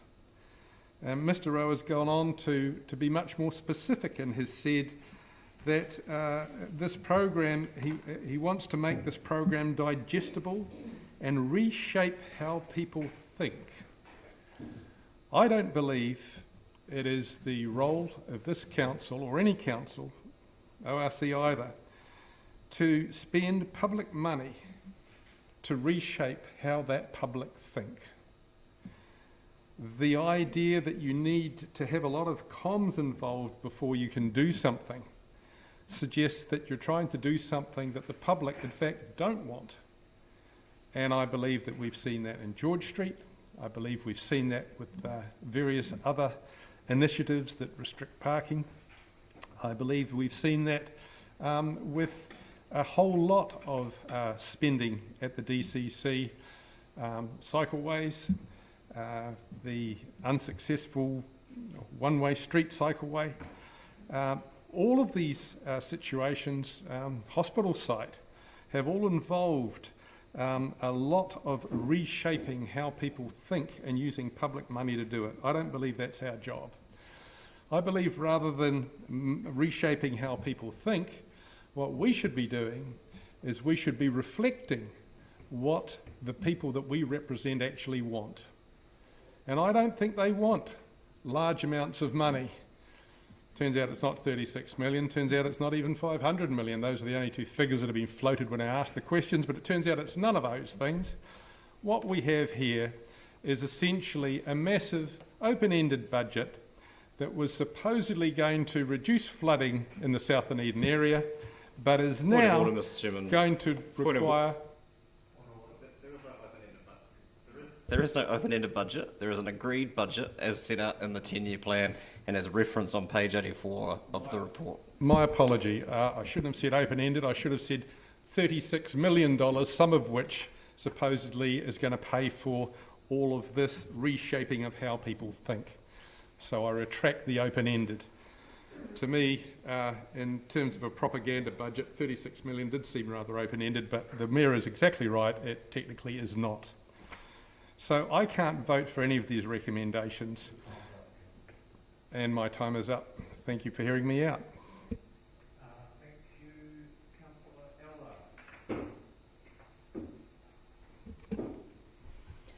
Eller. I can support the recommended option. For a long time, we had, since 2015 and before that, lots of pieces of work around what should happen in South Dunedin, but there wasn't an integrated approach.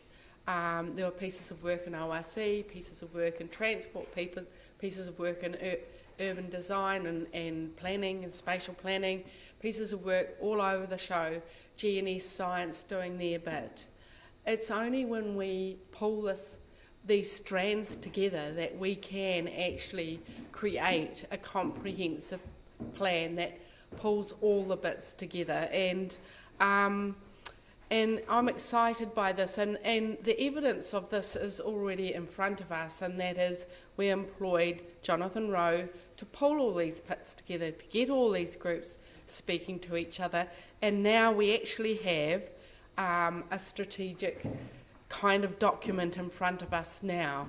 And to me, having a strategic document and pulling all the strands together is the best security for the people of South Dunedin, because once we've got a plan, we can do something, we can act, and we can act in a way that is across all the areas of work that needs to be done, instead of in little silos. And I think once we've also got a plan, we can also go to government and say, here's our plan, this is what we're wanting to do. We want, and you need to be involved in this process. And I think there's a strength in having a plan, in the sense of being able, people in the community to being able to trust that they are going to be looked after. None of us like the unknown, and this is enabling us to actually create a strategic document where people can see where they are in that and where they fit in it. I look at the work that's already been done and is being done at the moment, which actually should also be informing people how people feel and think. And I look at the work that G&S Science is doing and the ORC, and there are at least 20 bores across South Dunedin measuring the amount of fresh water and salt water down those bores so that we can understand what's happening under the ground.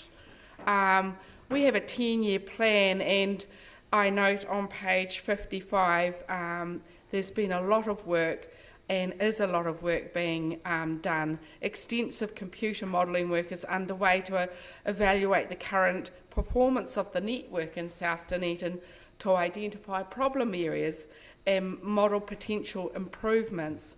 And you know, that 36 million for flood alleviation works in South Dunedin, and 2 projects currently underway to develop an integrated catchment model and a flood alleviation plan for the area.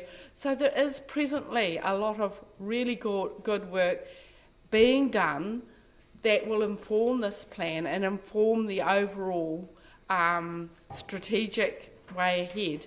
And it is an adaptive pathways approach. We have to look scientifically and other ways about what is happening before we make a decision on what we need to do. There's no use putting infrastructure in that doesn't actually alleviate the problem.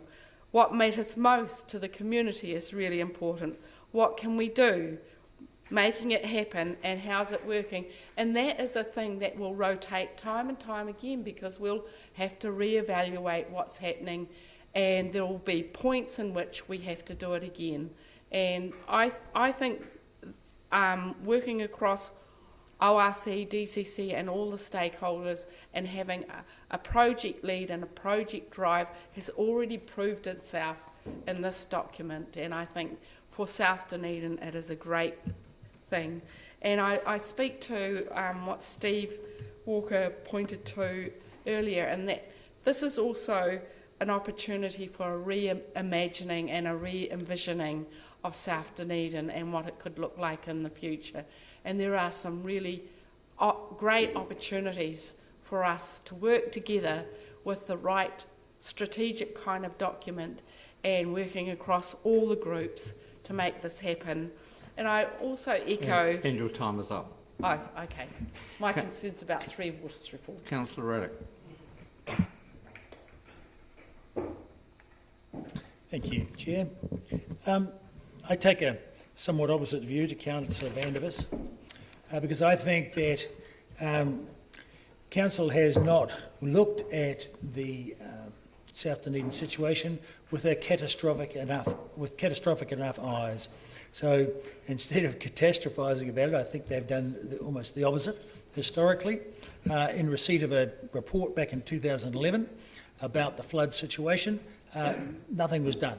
No mud tanks were cleaned out, and so we get to 2015. None of the pipes were straightened out. None of the blockages and constrictions were repaired, as recommended in the report. We get to 2015, and we had what was a catastrophic flood across South Dunedin. And since then, there's been a couple of other close shaves. So at least now there is some money in the budget in the long-term plan for flood alleviation. So it'll be good to see some work take place there, because I think there are a lot of households in South Dunedin, and those people, as was pointed out by Councillor Vandervis, are afeared for their houses and lives and their own personal stake in the area, especially when the talk has been about managed retreat. So I'm very encouraged by what Mr Rowe said in answer to my question, that in this case the community might well be listened to. And I also agree with Councillor Elder that if we make a plan that might actually get carried out this time, because with joint production with Mana Whenua and with the ORC, and possibly even some money from government, but be that as it may, there's a better chance of stuff actually being done, because the most recent plan that Council has produced, namely the St Clair-St Kilda Coastal Plan, has not been acted out. The problem is that we've had a lot of fine discourse here this afternoon, but the action has not taken place. And so, in complete contradiction to what the coastal plan said about the use of groins and the use of those structures to nourish the beach and protect against erosion, we have a large erosion event, and back we go with diggers to repair that event at great cost, but no future protection. So nothing is being done to increase the amount of sand being attracted onto that beach. So despite it being included in the coastal plan and a great deal of submitters calling for it, including, a very large petition. So the key is to actually walk the walk. It's all very well to talk the talk, but you need to walk the walk, so actually do stuff so that things actually happen, because the contradictions that we've heard today are manifest, and the public and the people of South Dunedin are losing faith in the ability of the council to actually listen to what the community say. But anyway, I have great hopes for Mr Rowe. Thank you, Councillor Parker. Thank you, Chair. I support option 1, and I think that one of the councillors brought up about reshaping how public think and about the catastrophes, I guess, the people that think that they're facing. This is a lot about relieving people's stress, and I've been out to a couple of South Dunedin hui, and I've seen the staff, including Jonathan Rowe, working with the people out there and having maps, loads and loads of information. So people have come in quite scared and worried and stressed because they don't really know. What they hear on the news is climate change, catastrophe, I'm losing that word. And it's been really great to see them turned around at the end of the meeting because they actually understand what we're working with, the fact that we are working with it. And I think working along this plan will make it a lot easier for people to understand. I was extremely relieved because I think in Excel spreadsheets, I guess, to see the high-level schedule on the plan, which actually gives what's going to happen. There's about 9 different times that people are going to be engaged with, which is absolutely at the core of this. And then there's an outcome in 2025, which is the climate change adaptation strategy. And I think I mentioned last week that 2016 it was in our environment strategy. So it's pleasing to see all of this work coming together. The reason that I'm supporting this is when we look at why around the options, it's a formal dedicated program of work, and the other option is a business as usual, informal, and I wrote the word messy, non-sorted piece of work. So I think everyone's sort of traversed everything else that I was going to talk about, but I do want to commend all the work. This is a bit of a weighty document, but I certainly say go and look at the table on the high-level schedule and look at the timing, the outcome, and the fact that we are following that adaptive pathway so that if we get new information, we'll be able to work on that information and come up with better solutions. Thank you, Councillor. Councillor Wiley. Thank you. I will also be supporting this motion. And when I read through this report, I was thinking, you know what, I thought it would be like a 30-page report to start with, and then as you get into it, you actually get more and more engrossed into it to a point which actually surprised me and may surprise some of my colleagues. But there is so much to this, and I can understand why there's the budget around it, but that's not for the purpose of this meeting. But the key is, one is Mr. Rowe has come into this role and has actually proven and actually done an extremely good job, in my view, in putting this together and actually trying to tangle all the threads together and bring all the pieces. The part that I look at, and I mentioned, and it was heartened to hear, was the involvement with the GNS, you know, Simon Cox and some of those others in the departments around with that entity, and his engagement with the university departments. Even though that wasn't that well articulated in the report, in my opinion, it was heartened to hear that was the case. It was also heartened to hear about the fact that actually infrastructure is a big part of this going forward. It isn't just a byproduct, it is going to be essential as well. You know, there's 12,000 residents living in South D.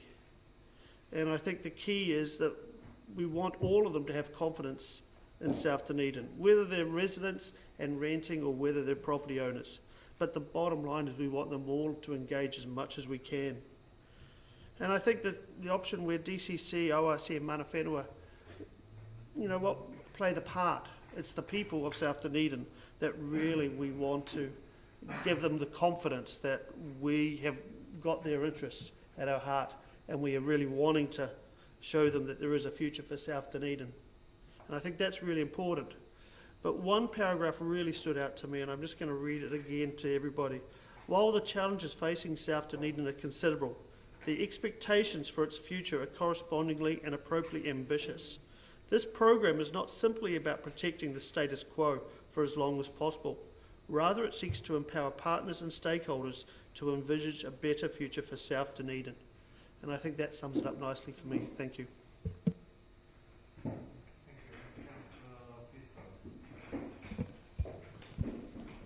Tēnā koe, Mr. Chairperson. I'd just like to say that I also will be supporting this motion, so I thank the mover. And I just want to acknowledge, while the work seems complex, to me it's actually very simple, because if you get the relationships right, things flow from the end. That explains my question, what matters most. And so I'd just like to acknowledge Ms. Wakaira's response to me at question time, and also the grace and dignity of Mana Whenua. For their patience also. I was at a premiere of the documentary that talks of reclamation and care of the Sinclair wetlands. Sorry, Arohama, I've forgotten the indigenous name, but that was returned to mana whenua as a result of as part of the settlements, treaty settlements. So at the kōrero afterwards, after the pointing out of incorrect colonial names, such as Tai Ari, has been renamed Tai Eri. Waipori has been renamed Waipori. And there's another name change that, Waihora and Waihola have been mangled as well. So because of this, I think we have to acknowledge that if we get the relationships with mana whenua and other disenfranchised groups clearly straight, things will flow from there. And Councillor Vandervis made reference to his ancestral homeland. Well, yes, that's all very well, and the Netherlands people back in the day were very, very good colonisers, and we have to be aware that our reality is not as the Netherlands, people who never left home, but we are in a colonialist settler society, and South Dunedin is actually a microcosm for Aotearoa. So thank you to mana whenua and to everyone else who will support this motion. Thank you. Councillor O'Malley. Thank you, Mr. Chair. I want to say, firstly, that we've come a long way since 2015. I believe that in those days there was a period of polarisation and polarised views, and there's been a series of parallel activities that have gone. I sort of want to, so we took Councillor Elder's commentary, there's been a series of parallel activities that have gone on, and this has gelled to where we are now. I was particularly heartened by Mr. Rowe's commentary when I asked him about the stage gates, what that actually meant, and saying that really the purpose of this activity is not to come up with the solutions per se, but to actually to give light to the solutions as we move forward. So, and if you look at the budget items that are in the report, 36 million is flood protection, 12 million is for the library, and then our contribution is 1 million for putting together the activity that puts those activities in perspective, which I think is what we're voting on today, if I've got that right. So you should not be doing something. I actually think it's great the way this has evolved, because originally I think people perceived that this activity would be coming up with the solutions. More importantly, it's actually coming up with the context in which the solutions are being put forward as we respond and adapt. So it is not just a paperwork project. It is, in fact, it is actually, I think, in my opinion, the evolution of where we have been struggling to come forward since the 2015 flood, and what started out as a polarised environment to outreach, listening, slowly but surely developing a commonality of view. And I think I'm hoping that as this goes forward, this will be even better. And if you put 1 million, over top of 48 million, that's around about a 2% overhead to have strategic planning in the right place. And I think if we were looking at 2%, generally speaking, to make sure that the other 98% has been done correctly, that's a good relationship in terms of where you put your investment. Thank you.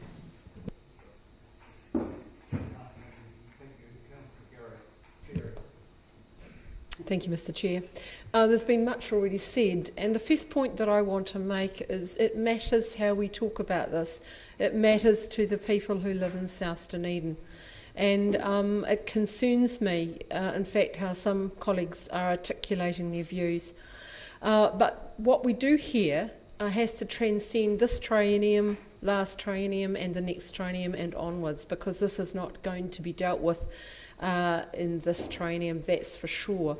We know we don't have all the answers, and we have acknowledged the evolving nature of the situation. The only thing that is certain is that climate change is happening and that there will be change. And for many people that is seriously confronting. Change is very difficult for a lot of people in our community. And that means we're going to have to change our behaviour, and again that is really difficult for some to communicate. I was really heartened by the solid nature of this piece of work, and clearly the work that needs to happen, the actions that need to happen, are not going to happen overnight. I was also heartened by the reference to best practice nationally and internationally, the reference to new technology. I've always been of the view that in any kind of crisis there is opportunity. But it probably comes back to my half-glass full kind of nature. And it does give hope to people as well, I believe. And I was also, I also noted that as we go forward, we will be mindful as we make current decisions. The plan we have and the process we're going through will help to inform those current decisions, because things have to keep happening, that is for sure. Clearly, mana whenua are front and centre of this, and I just want to acknowledge the expertise and work, as others have done, of all those involved in bringing this report to us and the work to date over a very long time. But my final comment is to note how important in all of this the resilience and strength of the people is going to be. And I noted the Mayor referred to the importance of strengthening neighbourhoods. It comes back to the people, and as Councillor Lafiso said, to relationships. Thank you. Thank you, and that takes us to the Mayor for his right of reply. Thank you, Mr. Chairman. Councillor Vandervis is right. It's technically not possible for a front page of a newspaper to include flashing lights, but I won't be so patronising to explain the concept of metaphor to colleagues here today. Thank you to Councillor O'Malley for further clarity around the budget that we are talking about. I don't know how many times it needs to be covered at this meeting, but hopefully now there is a shared understanding around the figures that are contained in this report and what those allocated budgets are for. There isn't any part of the $36 million budget, which is for flood mitigation, that talks to shaping what people think.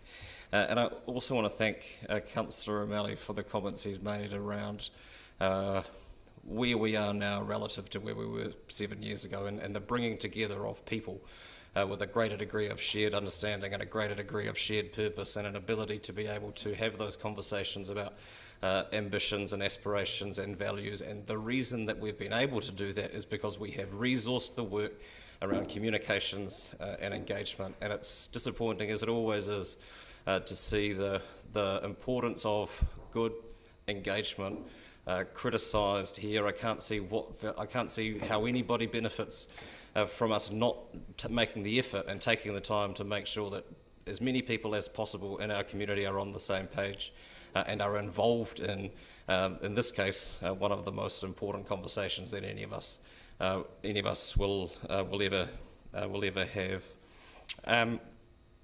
The comments.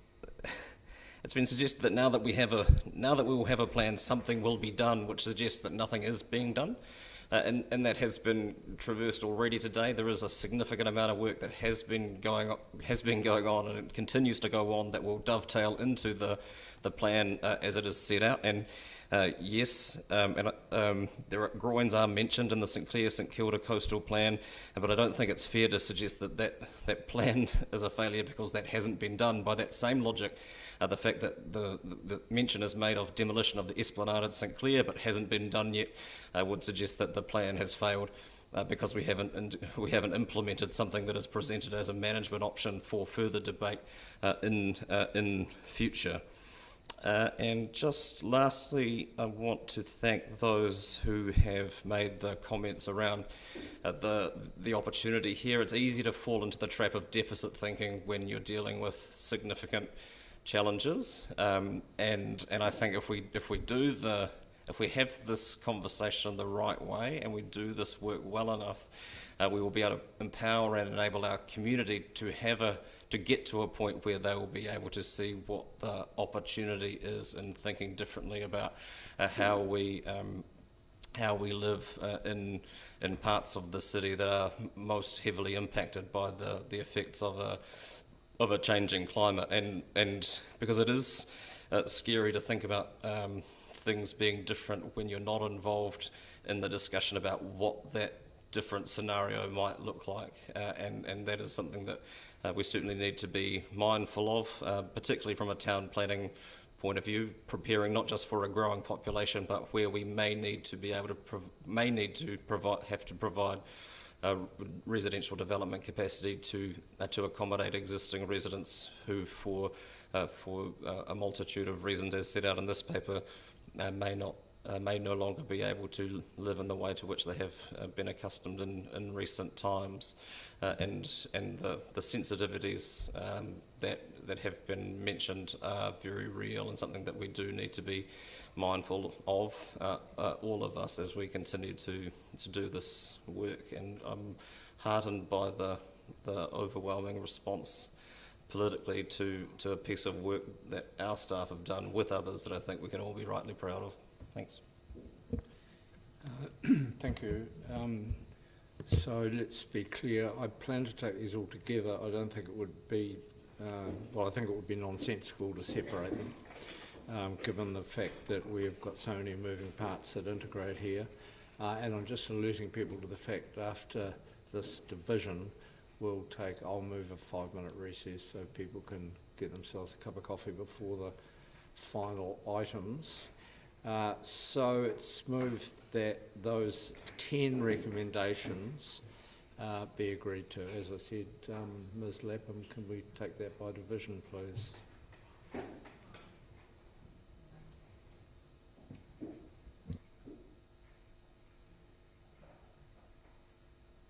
Councillor Barker?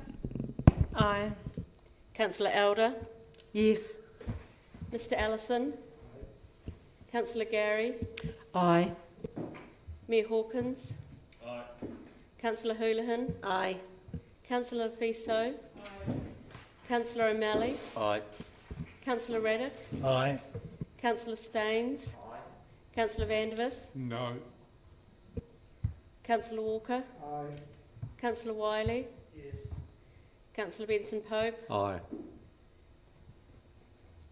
Motion carried 13-1.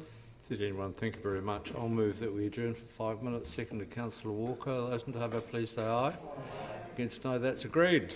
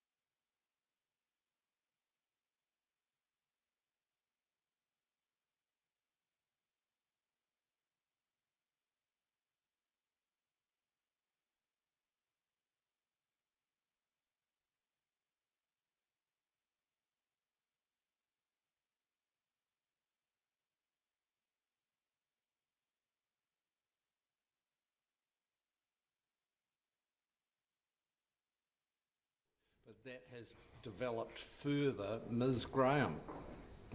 So, through the Chair, councillors, I'm withdrawing item 10 from today's agenda. During the course of the meeting, we've been advised that we have been granted an extension. We didn't know until now, and that will mean we had a very short period of time, literally a couple of days, to pull this report together, and it, now that we have more time, there are other items that we would look to consider, and so that will be withdrawn and resubmitted for consideration at the council meeting at the end of July. Thank you. That was certainly helpful in terms of our time pressure that some people are facing. That takes us to item 11. Notice of motion in my name. Councillors will recall the presentation at a council meeting 2 councils ago by Anna Marie Murphin about concerns that she was advocating in the public forum about the use of glyphosate primarily. Clearly that's not just an issue for this authority, but it's an issue across the wider community, and it seems to me, well, you will also recall that the Mayor at the time directed me to raise it in matters for the Chair when I was trying to do so at the council meeting, and I've subsequently been requested by the Chief Executive to do it in this format, which goes back, of course, to the issue in the earlier meeting about the exact role of that mechanism, which I think is flawed clearly. So I will move the notice on your order paper that we request staff to review the use by council departments and contractors of herbicides for weed and vegetation control and report on any health or other risk and alternative products where they exist. Is there a seconder, please? Councillor Walker. Everyone's fighting to second. I'm delighted.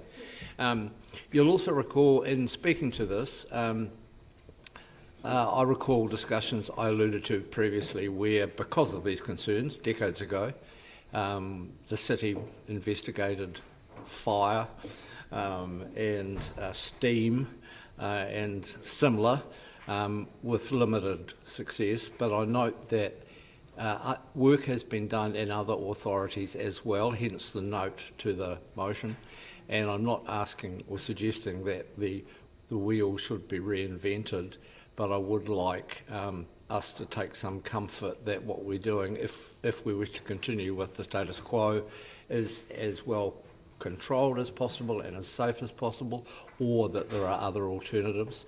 And similarly, I would expect medical advice to be taken, as we take it on other expert issues such as the use of fluoride or whatever else in terms of it. And it may be that the glyphosate substitutes are also under question, I don't know. But I think it would be a responsible thing for us to investigate that and do it as efficaciously as possible, given that other authorities, I understand from a pretty cursory scan around New Zealand and elsewhere, have been doing exactly that. I know the issues around the suggestion that glyphosate is carcinogenic are contested. I'm not going to call the scientific evidence on that. I don't have the expertise to do that, but that information can easily be found. Whether alternatives exist, or we need to be mindful and change our management near schools or near playing fields or whatever, will be something that will be traversed as part of this, and that's really all I have to say. Councillor Walker. Thank you, Mr. Chair. Yeah, I'll be very brief. You've covered off most of what I was going to say anyway, and thank you for bringing this motion. Just a couple of things to add. So in my instance, Anne-Marie is not the only person who's raised concerns with me around this, and of course she came and spoke to all of us. There's been numerous people that have spoken to me over the months and years. And I think it's pertinent you raise the work done elsewhere. It would be good to know and piggyback off some of that work that may exist in other TAs. And as you rightly point out, if you do any Google search around glyphosate, put glyphosate, carcinogen, you'll get lots of contradictory and conflicting evidence from those saying it's absolutely safe to those saying it's absolutely hell on earth. So I think this is timely. It'd be good to get a proper detailed report, if for no other reason, to protect those workers or contractors that we use that have to use this product. Thank you. Councillor Houlihan. Yes, thank you, Chair, for putting this motion. I 100% agree with it. And I've had, like Councillor Walker, I've had quite a few people approach me around concerns with chemicals in sprays, and their concerns are around their children. And I'd also add to it, our dog goes along, you know, when we take him for a walk, don't mention it anyway, and he sniffs and licks the areas where they've just sprayed. And I think, oh, that can't really be very healthy. And we pull him along and he keeps going back to do it. So also another area that was mentioned before is playground areas. You know, if people are falling in the ground with playing rugby and then putting their face in spray, things like that. I mean, it's not very productive or healthy, possibly. So an area, and I know we've tried it, I don't know how extensive our trial was with it, but quite a few people have mentioned steam to me as an option, and I know some other councillors are using that, and it's chemical free as I understand it. And I think anything that could reduce the chemicals and still do the job would be great.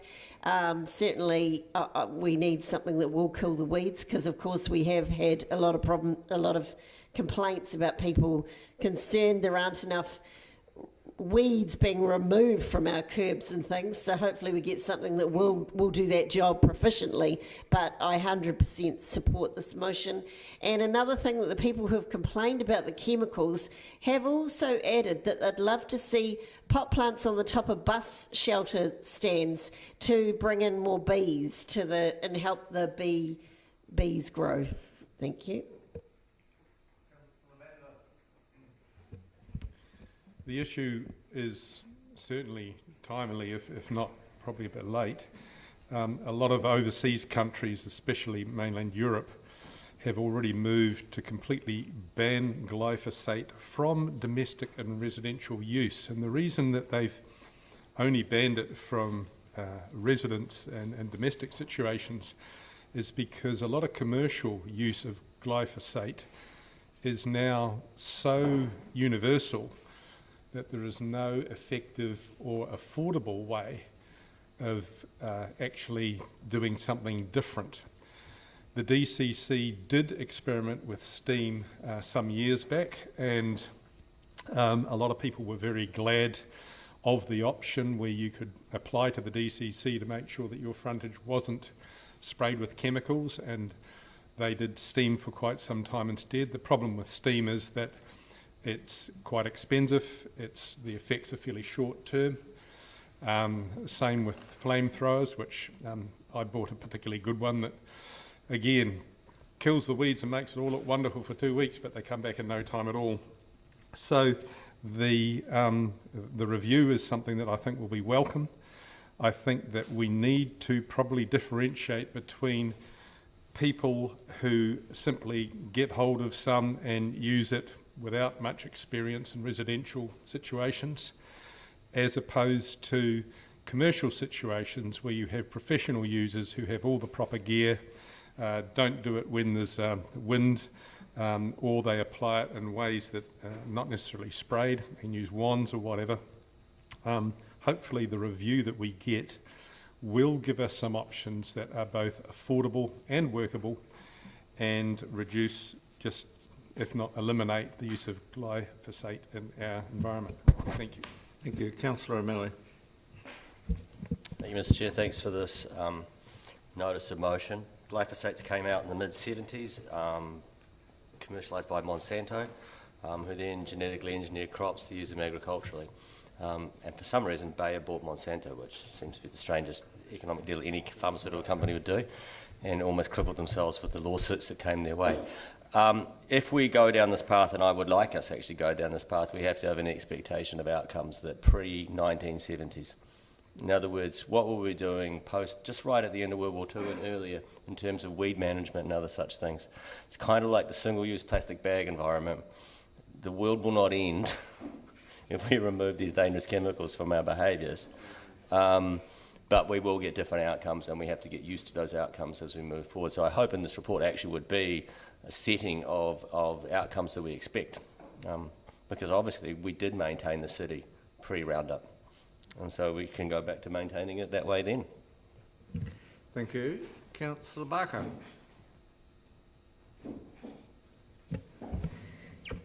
Thank you.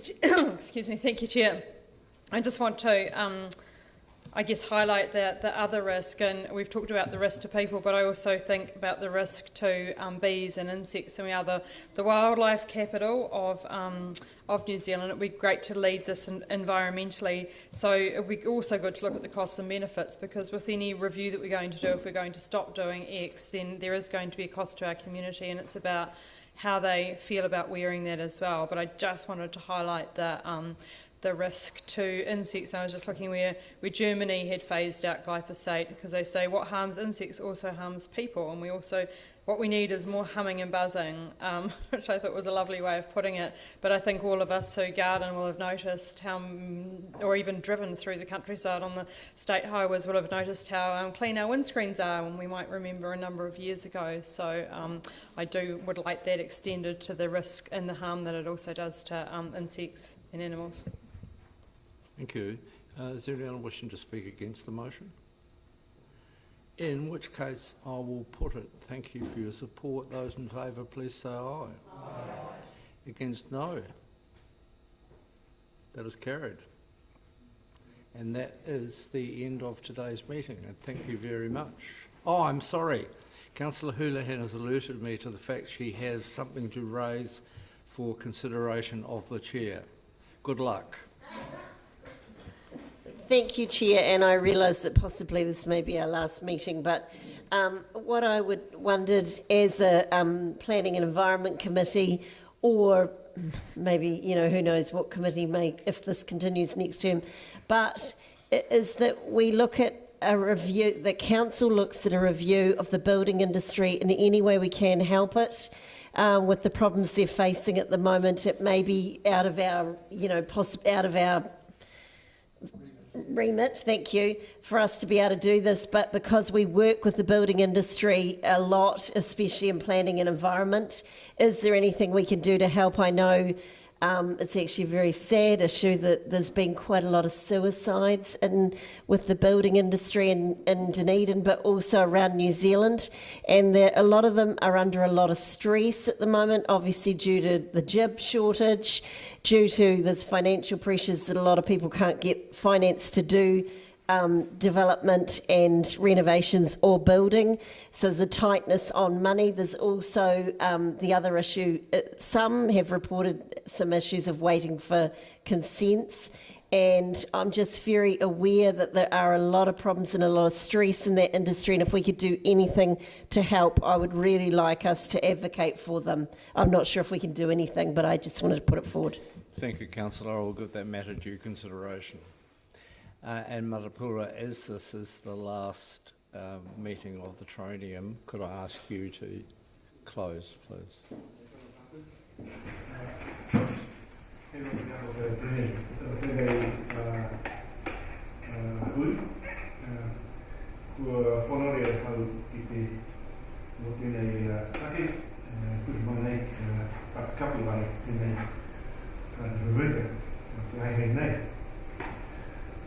Nore da ke tāki kato iatwha na tō tātou ki raiti, te anawa ata tātou ni whiwhi ni tangitanga ke wairau, ke āti ati.